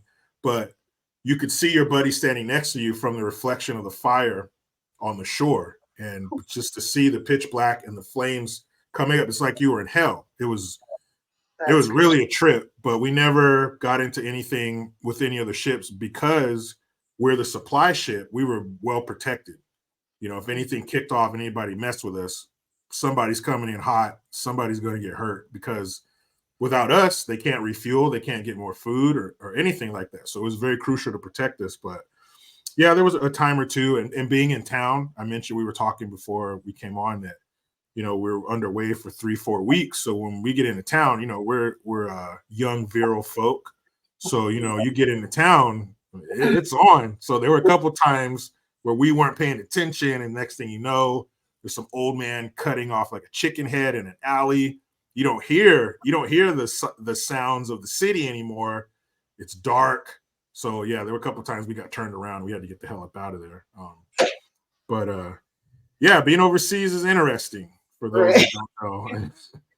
Overseas is a trip. So speaking of interesting, let's get into something called Hearts of Oak. Yes. This is your guys' business. I've been on the website Hearts of Oak Creations.com. What's the genesis of this? How did you guys decide to go into this business, and what is this business? And when we're done talking about that, I'm going to show everybody a beautiful sign that you guys made for me. So how do you go from MPs in the military serving this country to creators of wonderful artwork? So Michelle is retired, got medically retired out of the military. They, as a parting gift, they gave her a very severely injured back. So she's retired, and when I got out, I wanted to be a nurse, which was stupid because clearly I'm not the nursing type. So I actually went to school. I got a degree, and I was a nurse for about 6 months. I hated everything about it. So I stopped doing that. And then I worked a couple of other jobs in between. Like I worked at 511. I was a manager there for several years. And then I got switched over to this little mom and pop gun store over here in Utah, and ran by a guy named Neil Curry. Awesome dude. He was also in the military. I looked up to him a lot. He hired me to manage his store. And it was probably my favorite job that I've ever had outside the military. So I'm managing this crew of just gun nerds, and it was wonderful. And all the people that worked for me were great. I had an awesome team. About a year after I started there, Neil died, and his wife, who ran the store with him, Obviously she was having a hard go of it. Well, long story short, not to get into all the nitty gritty there, Neil's part of the business is in litigation currently. So they don't know who's gonna own that part of the business. But Neil hired me. A year later, he passed away, and then a year after that, I was laid off, just due to cells or whatever the case. Again, not something that I'll really get into, but both myself and my assistant manager, the kid that I was telling you about earlier, Caleb, we both got laid off. And so we're both trying to find our way in the world, me and Caleb. But Michele started Hearts of Oak, your political page, well before that. And we got the name actually from my twin brother, Daniel. Hearts of Oak was apparently a militia group that Thomas Jefferson was a part of in the Revolution. And so we used the name Hearts of Oak because we really like it. We really liked what it stood for. And Michele made her political page off of it. And then whenever I got laid off from the job at the gun store, I was like, the thing, and I had some severance. So I was like, this is a golden opportunity for me to do whatever the heck I want. And I've always said, the question that people ask you, what would you do if you could do anything and money weren't an issue? I always said that I would build things. And so I was like, let me try to build. Now, hold on a second. Are you guys together through this whole time? Yes. Mm-hmm. Yeah, we've been together for 14 years. Okay, so you guys are feeling the ups and downs together. Okay, go ahead. Oh yeah, for sure. And so we just, Michele's the idea lady, and I just execute her ideas, and it works out really well that way. And yeah, I don't know if you want to add. Yeah, we went. So we just got a puppy. He's 9 months now.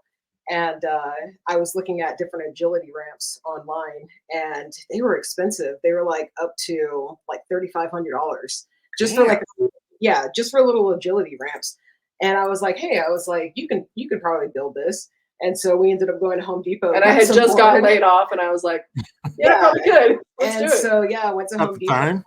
Yeah, and she made this killer agility ramp, and we put like a Chiefs logo on there. His name is Chief, but we're both Kansas City Chiefs fans.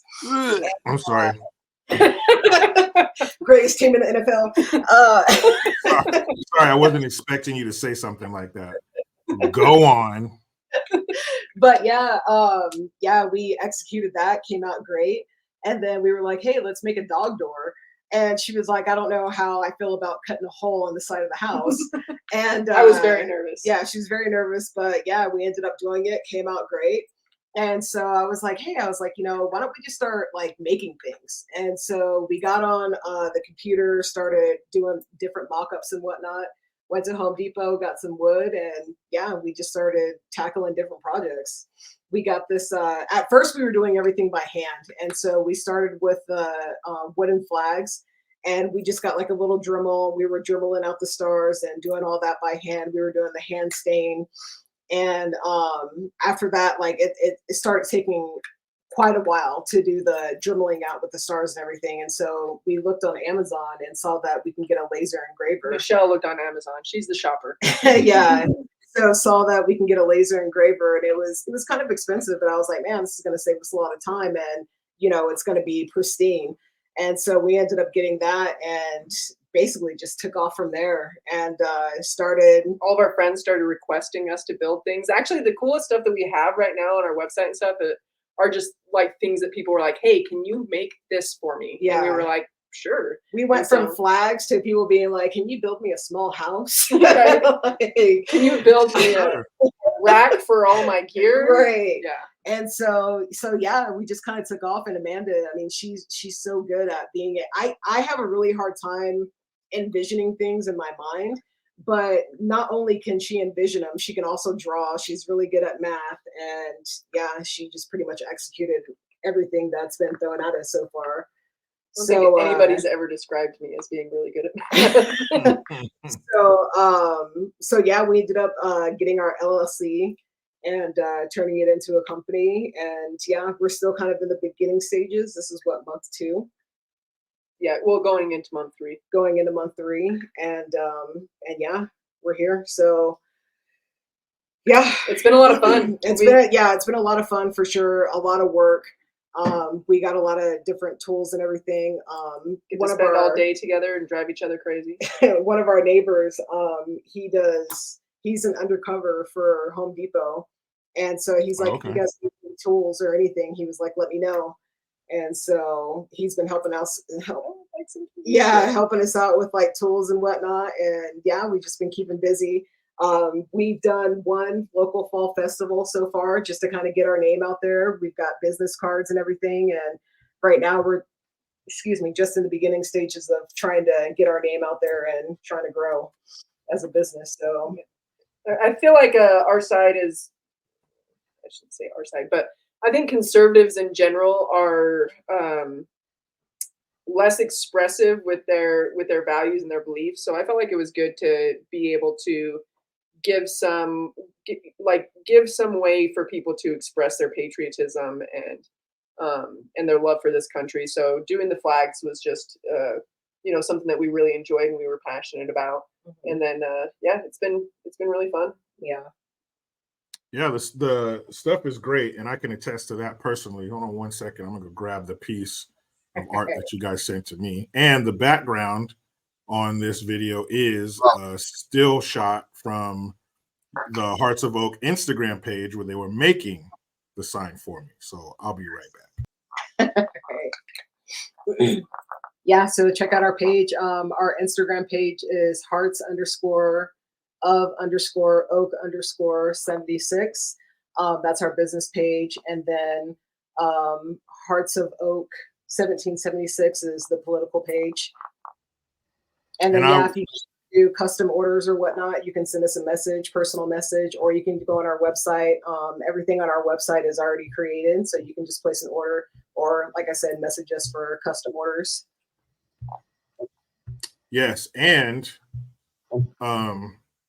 as I was saying, I did it, and all of the website, the Instagram, and all that stuff will be in the description box.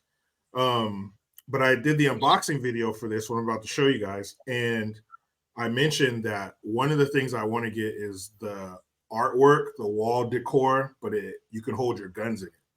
Because as a gun owner with kids, with a family, of course, they're to protect my family, but you want to keep your firearms somewhere you can get them if you need them. I don't know how nice some of the burglars in your area are, but I don't think they're going to allow me. Hold on a second, man. Let me get my keys. Let me turn on the light. Let me go run over to this side of the room. It's not going to happen like that. It's going to happen fast. I always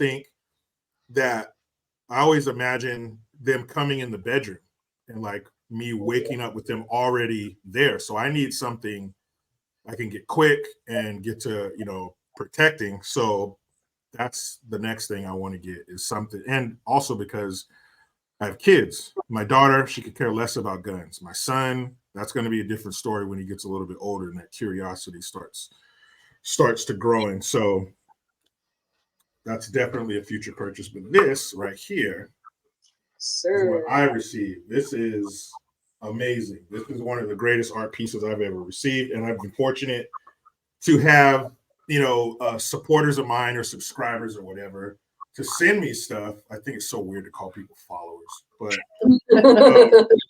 makes you sound like real culty.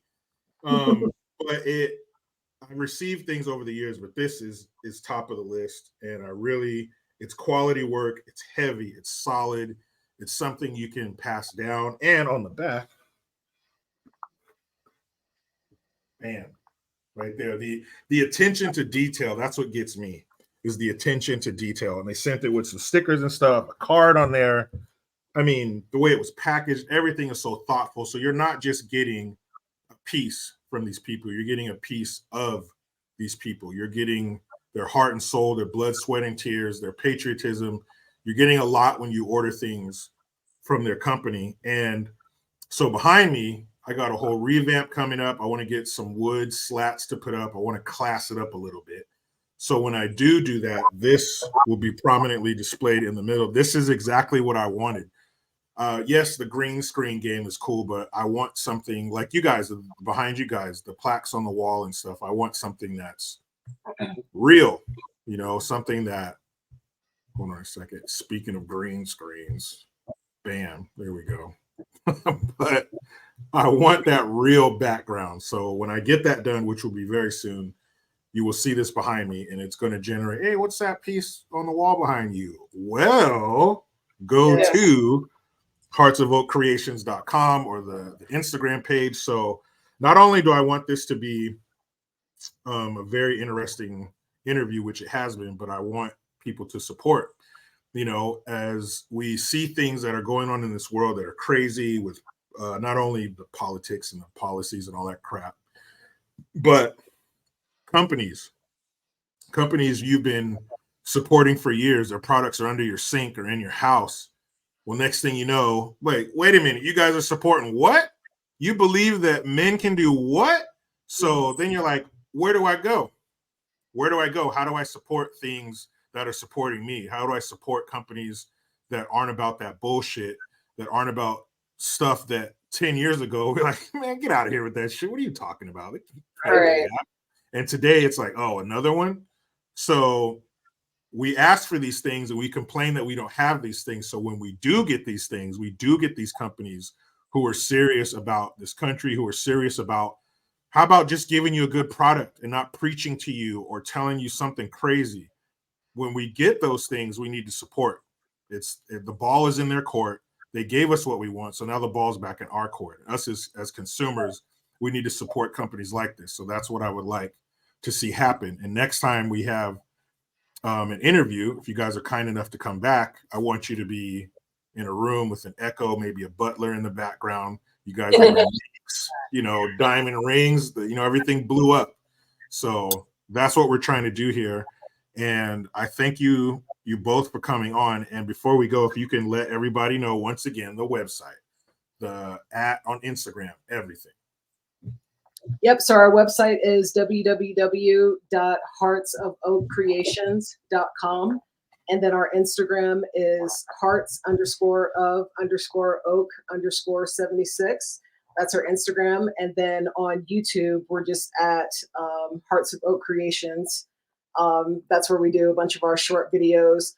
We do longer videos. You can check out our longer videos to see it breaks down how we do each of our videos, the time and the work and everything that goes into bringing these different ideas to life.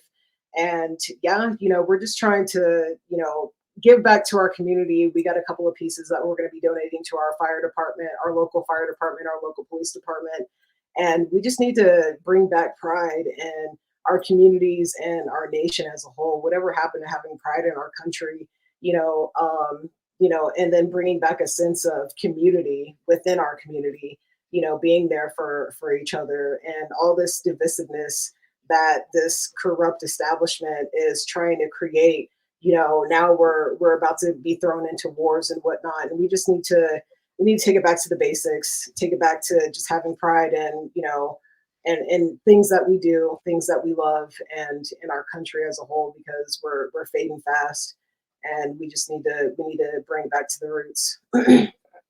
So True. yeah, And, I appreciate so much, Jericho. I appreciate everything that you do for our community, bringing us together, giving us a safe space to come together and to vent with one another, and making us laugh. Yeah, making us laugh through these crazy times that we're in, and just letting people know, like, you know, there's other like-minded people that are out there. We're not alone. And as much as the media wants to say that we are the outcast and we are the baddies, no, we are the ones that are trying to save this nation and to go back to the core and the traditions of what makes our country great. And hopefully we can do so in 2024 by electing our man, Donald J. Trump, bringing it back in the White House and making America great again. Yeah. And shout out to your crew that you have. How many guys do you have working with you? So Daniel, he's actually the one that came up with the whole Hearts of Oak Creations. I wanted him to be here, but he's working. And then David, he's kind of getting his toes a little bit wet. But right now it's mostly just me and Amanda. Daniel helps us every now and again with different ideas and creations and whatnot. But since we're just in the beginning stages right now, it's kind of just us, physically here. And then Daniel, he helps us with different ideas and creations and whatnot. And he is behind the Hearts of Oak name. And so we're getting there. Awesome. We're on the road. Yeah. Yeah, that's great. And, people, we hear all too often, you're like, these things are like empowering women. Well, empower these women's company. How about that? Empower them with your orders and your patronage. Thank you so much. Again, I want to have you guys back. There are other things we want to get into. We've kind of covered the beginning of your lives and the beginning of the company, but I want to talk to you guys more about what's going on in the world and absolutely the change you've seen.